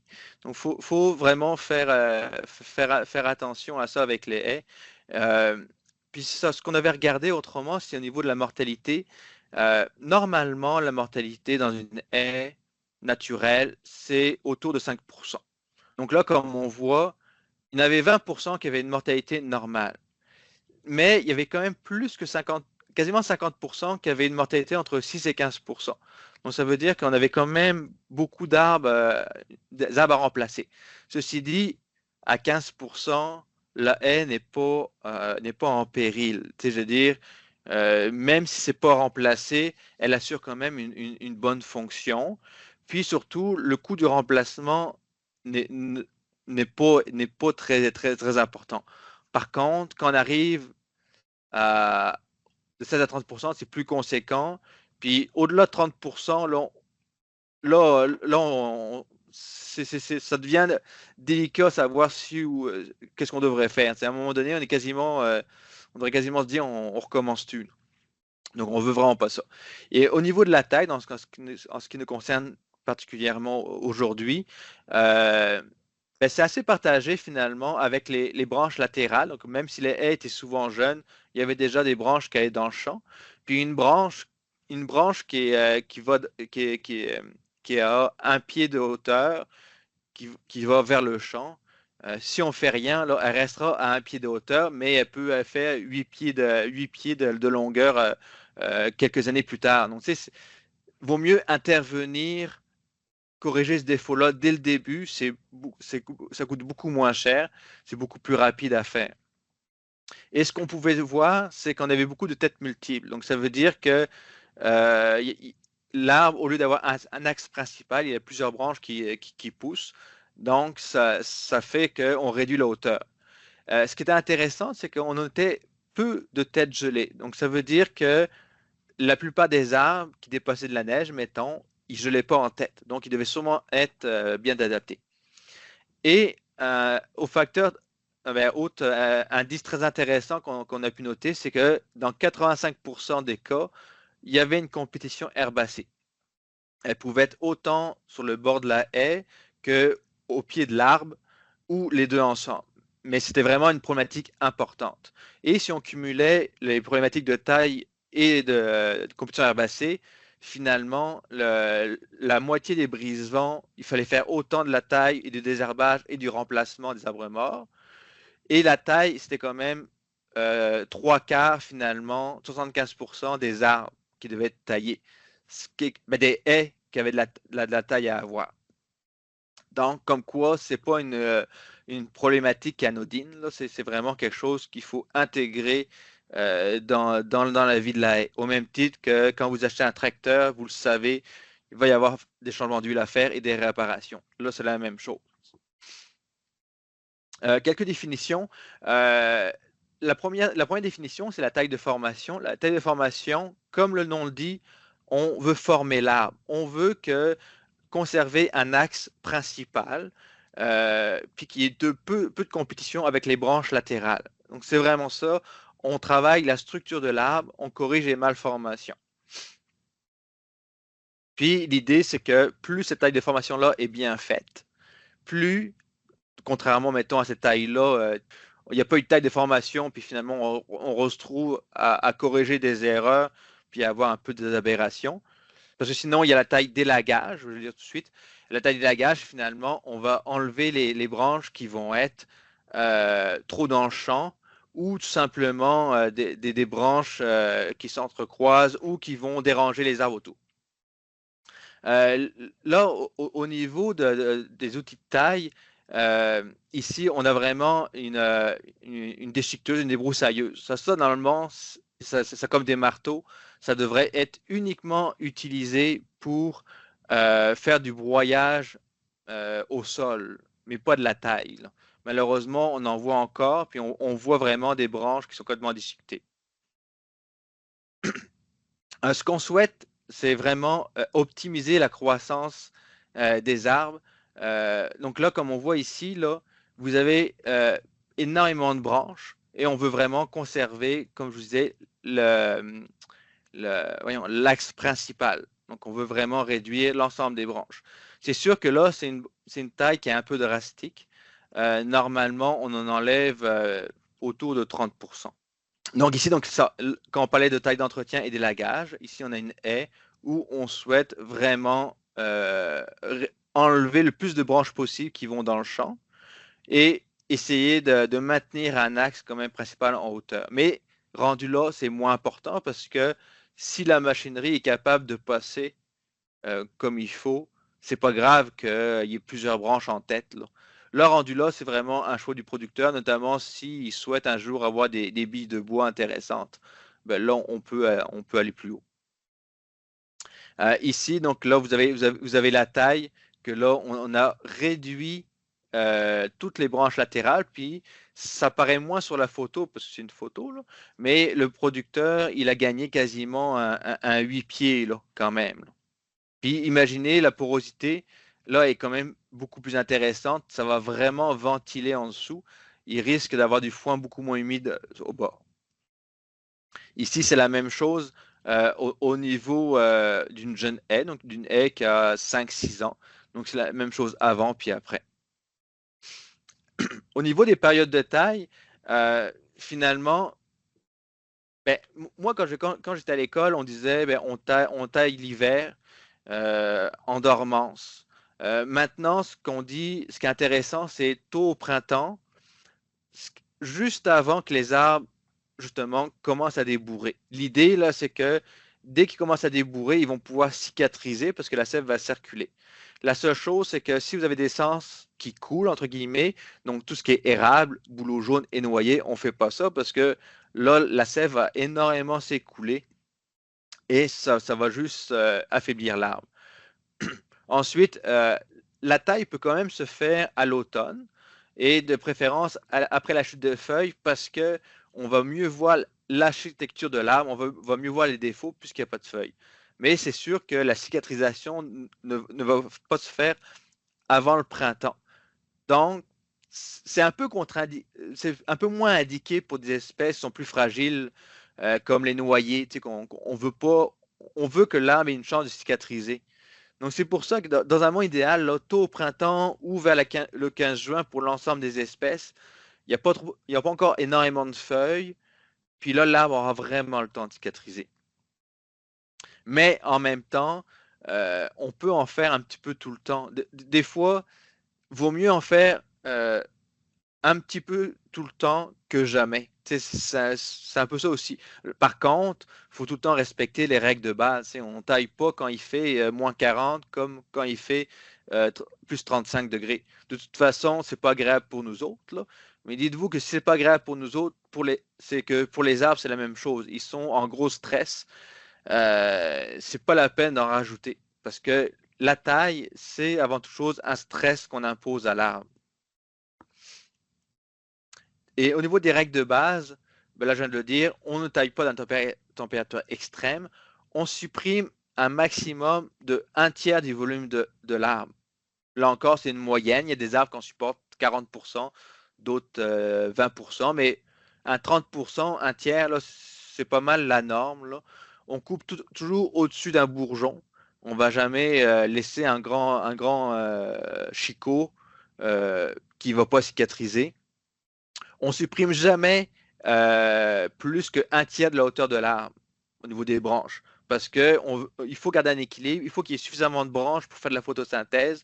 Il faut que les branches restent aussi parce qu'elles contribuent à grossir le tronc. Parce que si votre tronc ne grossit pas suffisamment, ça fait un arbre qui va être beaucoup moins solide au vent.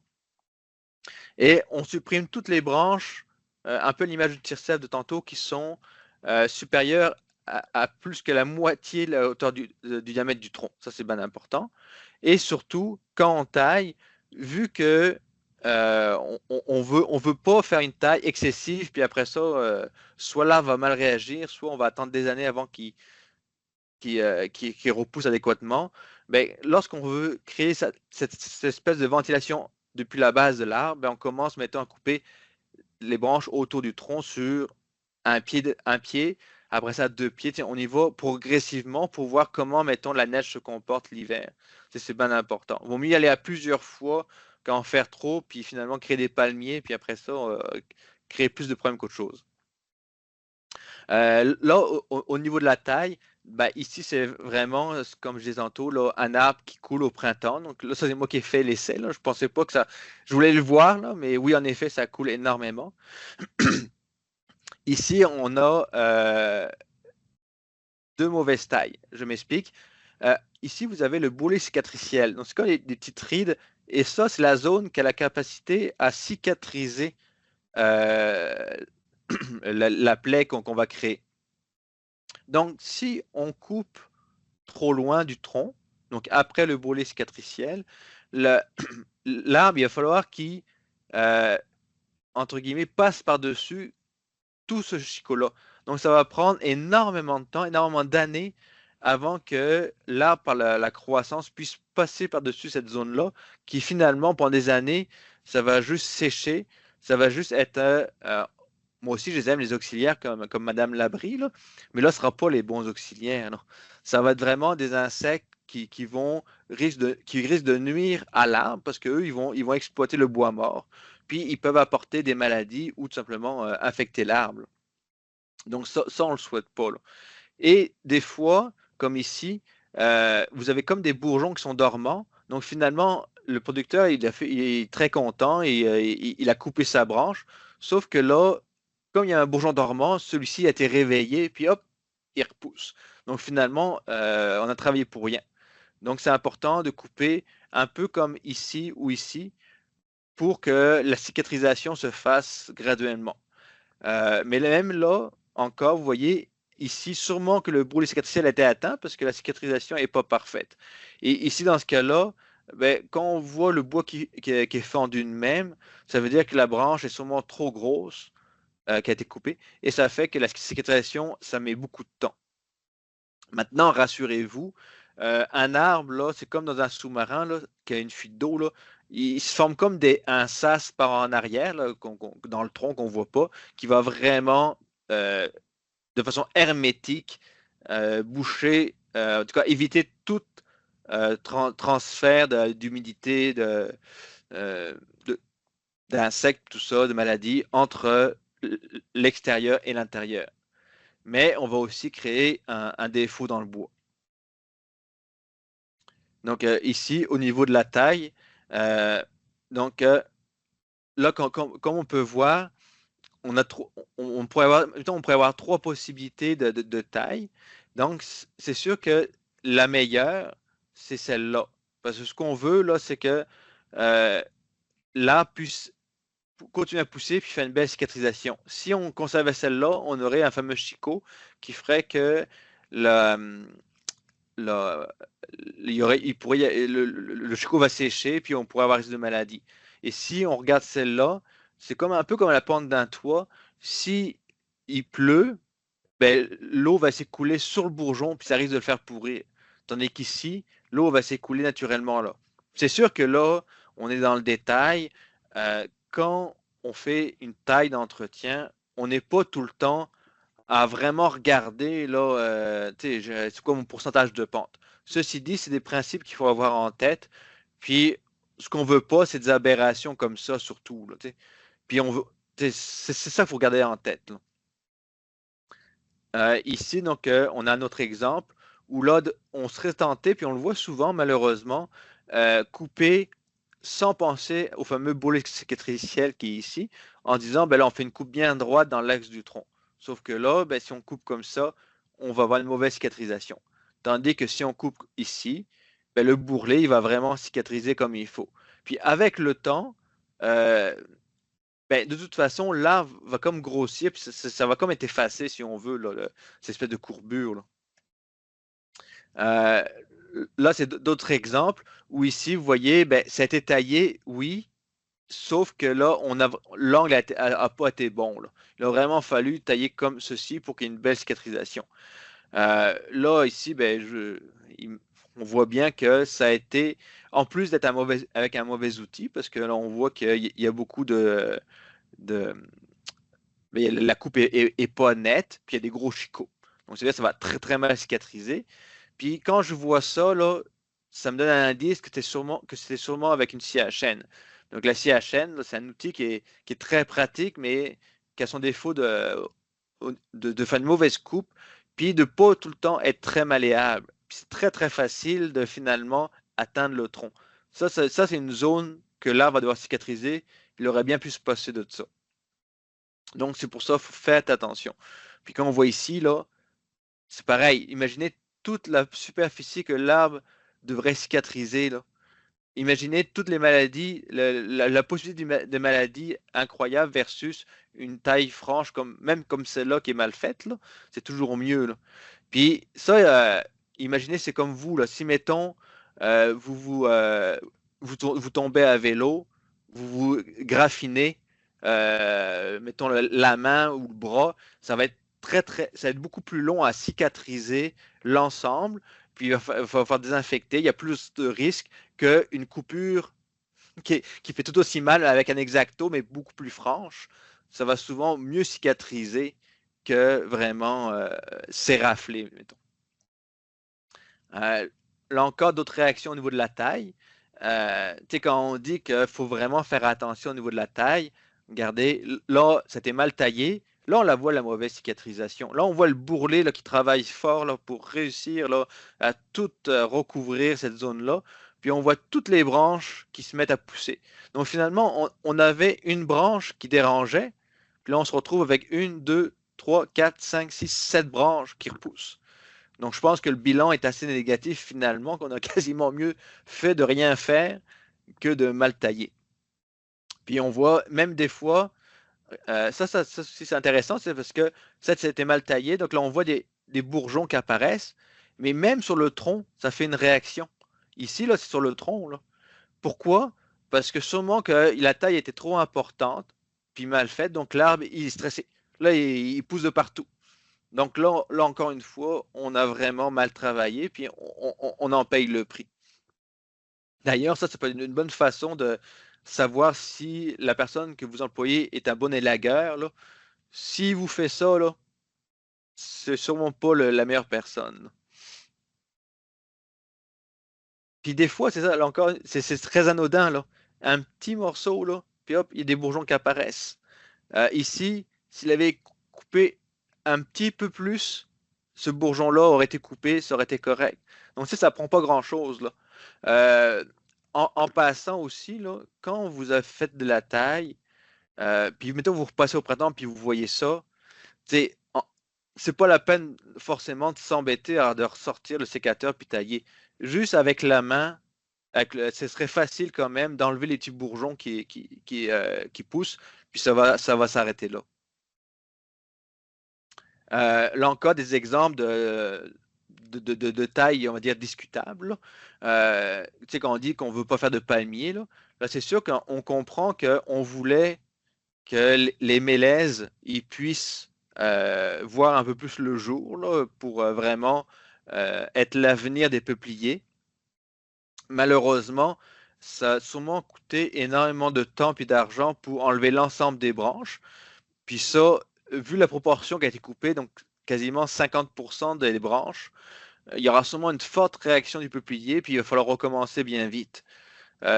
Puis le peuplier, on sait qu'on ne le gardera pas, on sait que dans quelques années, il va être bon à couper.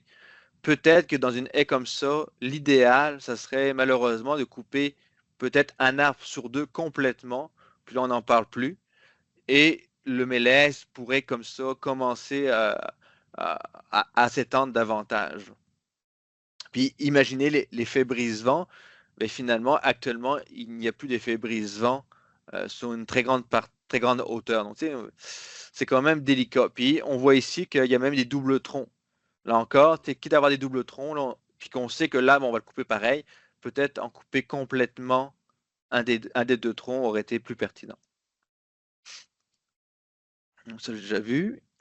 Donc, ça c'est vraiment la photo d'avant. Donc, on voit vraiment qu'on a beaucoup de branches. Et une fois qu'on en enlève pour garder un axe principal, c'est sûr que là, vous allez me dire, ah, ben là, ces branches-là sont encore très, très longues.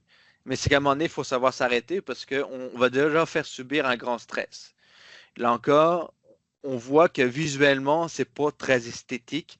On voit que l'axe, il est un peu tortueux. Mais là, comme je dis souvent, c'est un peu comme un homme quand il va chez le coiffeur. c'est pas la première journée qui est le plus beau. Des fois, ça prend un peu de temps là, pour que les cheveux reprennent un aspect plus naturel. C'est un peu la même chose. Puis bien sûr, on dit pas ça aux femmes parce qu'elles, ça leur va tout le temps. Bien. Blague à part. Donc, un autre exemple de taille. Donc, des fois, les tailles, c'est pas obligé d'être extrême. Des fois, c'est juste enlever un peu de branches. Comme ici, c'est des branches qui allaient vers le champ, qui ont été supprimées. Puis c'est ça qui est le fun avec des arbres comme le mélèze, c'est qu'il y a tellement de branches qu'on est capable de choisir. Donc ça, parce que le problématique dans certains arbres, comme peut-être plus le frêne, c'est qu'on dirait qu'on manque d'opportunités. Si tu coupes une branche qui va un peu dans le champ, ben, t'as comme un gros trou. Donc, c'est pas tout le temps très, très pratique. Le noyer, c'est pareil. Tandis qu'avec le mélèze, oui, il y a beaucoup de taille à faire, mais en même temps, c'est très facile d'avoir un beau résultat. Ici, comme on voit, c'est vraiment un tronc qui est comme accolé à un autre tronc. Donc, si on veut pas que ça s'étrangle, ben, il faut vraiment supprimer un des troncs. Donc, le plus gros. Ici, ce qu'on voit, c'est vraiment un bourgeon apical qui a sûrement gelé dans l'hiver. Donc, lui, il est mort. Et les bourgeons secondaires, ben, ils ont refait des nouvelles branches. Donc là, l'idée, c'est vraiment de conserver une des branches qui va être finalement le nouvel axe principal. Là, on ne voit pas le dessus. Donc, est-ce que c'est celle-là qui était la mieux ou celle-là? Ça dépend des cas. C'est pas forcément la plus grosse qui est plus importante. Ça peut être tout simplement, si mettons le vent vient comme ça, dans ces directions-là, vaut mieux garder celle-là. Parce que le vent va toujours travailler pour pousser l'arbre vers la gauche. Tandis que si on gardait celle-là, ben, le vent va faire pencher davantage l'arbre. Donc, tu sais, c'est pas la peine d'accentuer cela. Donc, ici, c'est un exemple de vraiment énormément de branches, encore une fois. Donc, c'est sûr que vous allez me dire, ben là, ton 50%, ni ton 30% n'est pas respecté.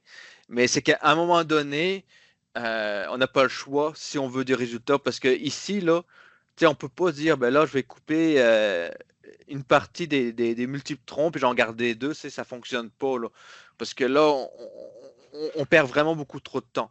Par contre, quand on fait cela, là, ça a été fait sûrement début mai. C'est certain qu'il va y avoir une forte réaction de l'arbre. Parce que oui, on a coupé l'aspect aérien, mais on n'a pas coupé l'aspect souterrain. Les racines sont encore là. Donc, tu sais, on a comme créé un déséquilibre. Donc, les racines, là, elles vont alimenter un système aérien qui est rendu trop faible par rapport au volume de racines, leur capacité finalement à apporter des nutriments. Donc là, ce qu'on fait, c'est qu'on va vraiment au printemps plus tard, là, vers, mettons, le 15 juin, repasser puis couper seulement toutes les petites branches qui risquent de repousser pour vraiment que l'arbre là, continue à pousser en hauteur. Puis si on repasse vers le 15 juin ou, mettons, le 1er juillet, étant donné que l'arbre sera en pleine croissance, une fois que ça va être enlevé, il ne va pas forcément réagir à nouveau. Il va se concentrer sur les bourgeons qui sont déjà startés. Donc, c'est une opération quand même qui n'est pas très longue à faire, qui est quand même très efficace. Ici, des exemples de taille donc, au ras. Puis là, on voit qu'il y a même des branches qui se sont soudées là, ou des troncs. Là. Et malheureusement, des fois, là, ici, on aura beau vouloir avoir un bel arbre avec un bel axe principal. Malheureusement, là, il est trop mal parti. On ne peut pas tout rattraper. On peut simplement couper un minimum de branches pour qu'il y ait une ventilation qui se fasse. Mais on n'aura jamais un arbre avec un bel axe principal. Donc, à un moment donné, il faut faire avec ce qu'on a. Puis peut-être seulement, on peut se dire, comme il y a des épinettes à côté, ben, lui, on va le retravailler un peu pour pas qu'il nous nuise. Puis dès que l'épinette est assez grosse, on va couper l'arbre complètement. Les outils, donc au niveau des outils manuels, les outils qui sont les plus utilisés, c'est vraiment le fameux sécateur à main. Là encore, ça vaut vraiment la peine de prendre un sécateur de qualité qui fait une belle coupe. Puis comme ici, sans vouloir faire de pub, le Felco, l'intérêt, c'est que l'ensemble des pièces peuvent être remplacées. ce qui est surtout intéressant, c'est que c'est un sécateur qui est réparable. Après ça, pour couper les branches plus grosses, on a vraiment les scies à élaguer. Donc, on a ici une scie avec un manche et ici une scie qui va se mettre sur un autre manche mais télescopique, donc pour vraiment aller en hauteur. Puis certains manches télescopiques peuvent permettre d'aller jusqu'à 6 mètres. Ici, vous avez la partie qui tranche, qui va trancher l'écorce en dessous pour pas que ça s'arrache. Puis normalement, souvent là, ça coupe que dans un sens. Donc c'est quand on tire que ça se met à couper. Donc ça ne sert à rien de forcer en avant. Mais il y a certains qui peuvent couper dans les deux sens. Ça, c'est des lames, je pense, c'est de type japonaises qu'ils appellent, là. Donc ça, c'est beaucoup plus efficace. Ces outils-là, ça vaut la peine de mettre les moyens pour avoir des outils de qualité parce qu'on les garde longtemps. Puis ça fait du beau travail. Un outil de mauvaise qualité, ça va être, ce sera pas agréable, ça va être beaucoup plus forçant, beaucoup plus long. Puis ça vaudrait la peine des fois d'en avoir plusieurs. Pas juste parce que ça se perd, là. C'est parce que c'est rare que souvent on peut être dans le tracteur, puis là on a besoin de tailler, puis le sécateur est à l'atelier, c'est pas pratique. Donc là, on ne veut pas casser la branche avec la main, là. Donc là, c'est intéressant d'avoir au moins un sécateur, puis une petite scie élaguée dans le tracteur, puis tailler au besoin. Puis ici, vous avez deux outils qui sont moins utilisés de façon en agriculture, parce que c'est plus pour monsieur, madame, tout le monde, là. Vous avez les ébrancheurs, beaucoup pour couper les arbustes, et ici un échinoir. C'est juste que ces outils-là, c'est beaucoup plus long à opérer, donc on les utilise moins. Après ça, on a les outils plus mécaniques. Ici, là, c'est une débroussailleuse. Puis ici, vous avez la fameuse petite scie à chaîne. C'est pas l'idéal, mais comme c'est une petite scie à chaîne, la coupe est quand même meilleure qu'une grosse scie à chaîne, donc c'est quand même acceptable. Ceci dit, ça fait du bruit, faut traîner le gaz. C'est quand même dur pour le dos. C'est pas l'idéal. Puis les scies à chaîne, comme j'ai tantôt, à proscrire. Un bon exemple, on voit une coupure beaucoup moins nette, donc la cicatrisation sera plus difficile. Puis c'est trop facile de briser l'arbre en même temps qu'on taille. Et sinon, dans un monde idéal, là, pour être plus rapide qu'à la main, vous avez les outils électriques. Ici, c'est encore une marque suisse, c'est Infanco, là, INFACO. Ça, c'est une bonne marque. Sinon, je ne sais pas je ne connais pas d'autres marques précisément. Là, Felco en fait aussi, c'est vrai. Au niveau américain, je ne sais pas si je ne connais pas spécialement, là, mais il faut regarder. Ce qui est important, c'est d'avoir vraiment un sécateur électrique qui a fait ses preuves. Assurez-vous d'avoir du service après-vente parce que c'est quand même des outils qui sont assez fragiles des fois. S'il n'y a pas de service après-vente facile, là, vous risquez de passer beaucoup de temps au téléphone, puis c'est pas pendant ce temps-là que les haies vont se faire tailler. Puis là, on est capable de tailler des branches assez grosses, là. Puis on en est capable de travailler à peu près 8 heures de temps avec une batterie sur le dos. Puis ici, ils ont même une avec une scie électrique. Là, par contre, la scie électrique, là, c'est moins rapide et ça consomme beaucoup plus d'électricité. Donc, ça réduit un peu notre temps de travail. Et sinon, dans les gros outils, là, on a les lamiers sécateurs. Il y a beaucoup de. Je sais qu'il y a les Allemands qui ont Elker. Je sais que c'est Samsung Canada là, qui est dépositaire au Québec. Mais sinon, tu as Orsi qui est italien. Puis ça, je sais qu'il y a MTI Canada qui est à Québec qui est dépositaire. Là, c'est vraiment une lame contre lame, plutôt comme ça, là, puis qui va vraiment tailler la haie. C'est sûr que la coupe va être nette, mais là, oubliez ça de checker si on fait attention aux bourgeons, là.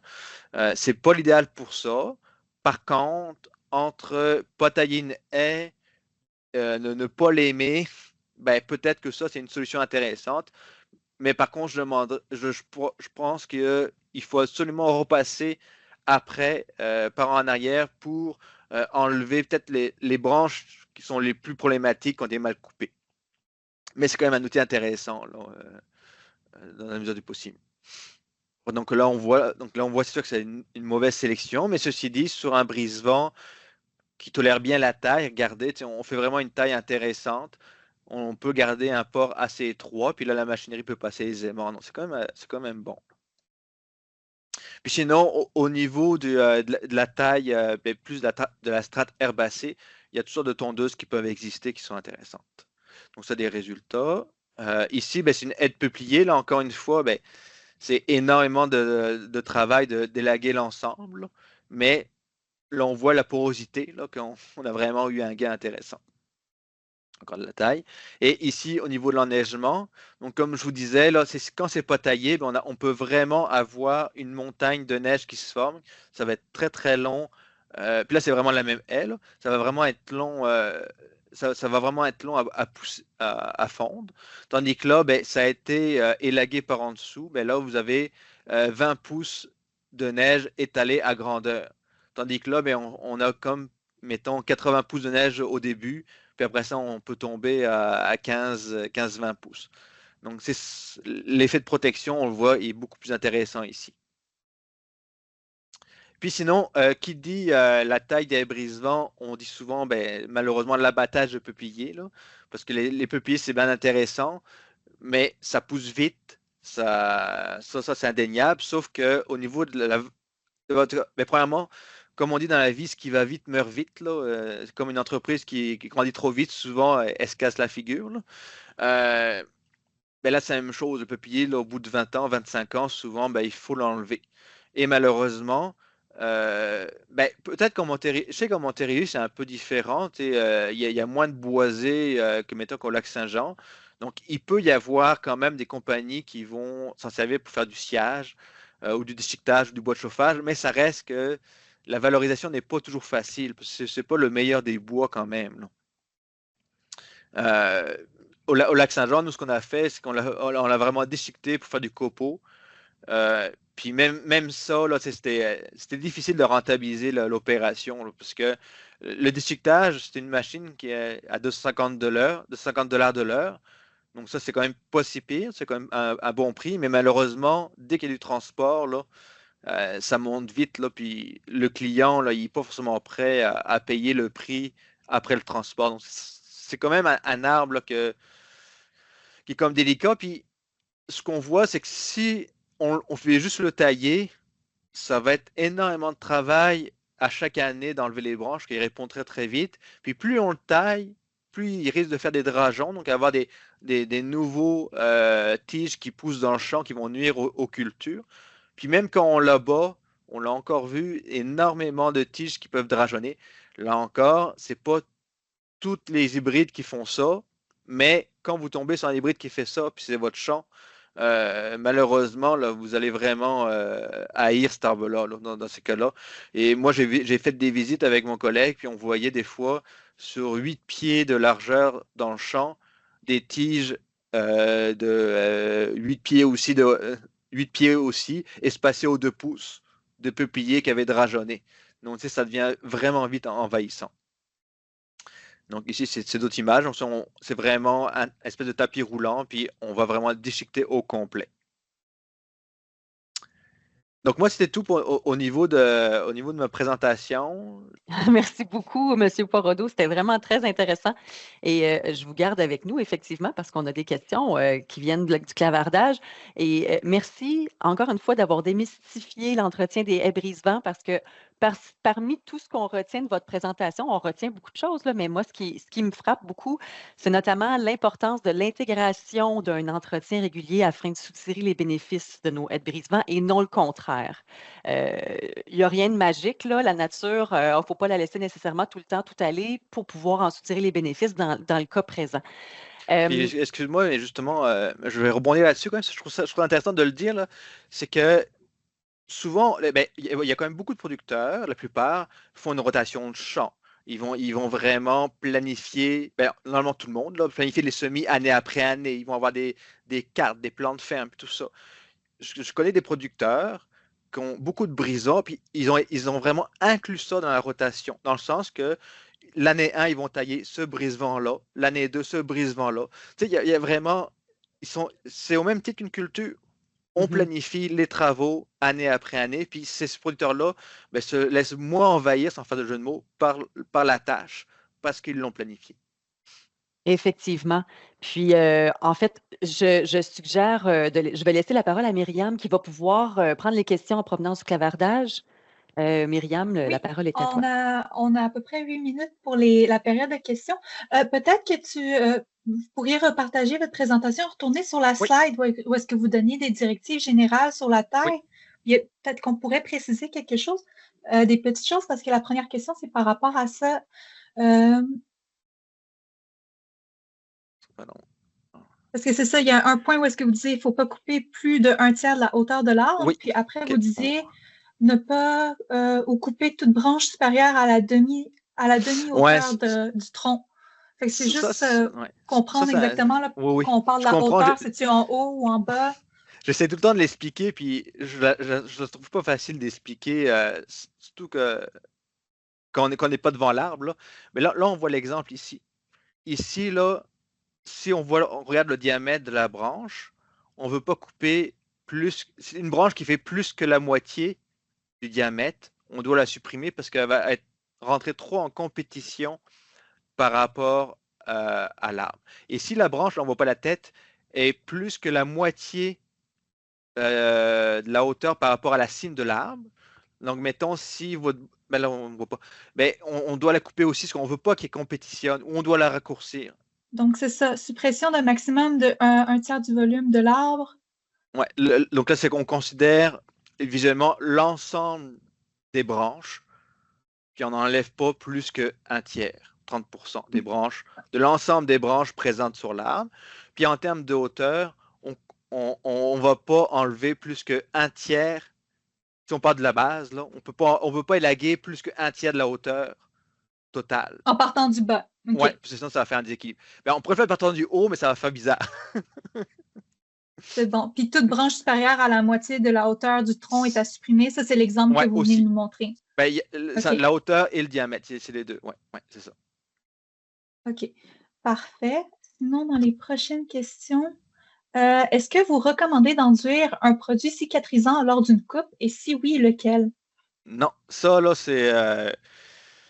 c'est comme une vieille tradition qui sert strictement à rien. Moi, je me souviens, un agent forestier, il nous expliquait, c'est que lorsque vous coupez la branche, là, dès que vous coupez, là, la zone est sous l'effet des maladies, des virus, de l'humidité. Donc, ça veut dire que si vous mettez un plaster, entre guillemets, par-dessus, là, vous faites une petite cabane pour l'humidité, vous faites une cabane pour l'ensemble des maladies qui peuvent déjà être présentes. Donc, il vaut mieux laisser faire. De toute façon, dites-vous, là, quand un oiseau là, se perche sur une branche puis la casse, là, l'arbre il est capable de cicatriser. Là.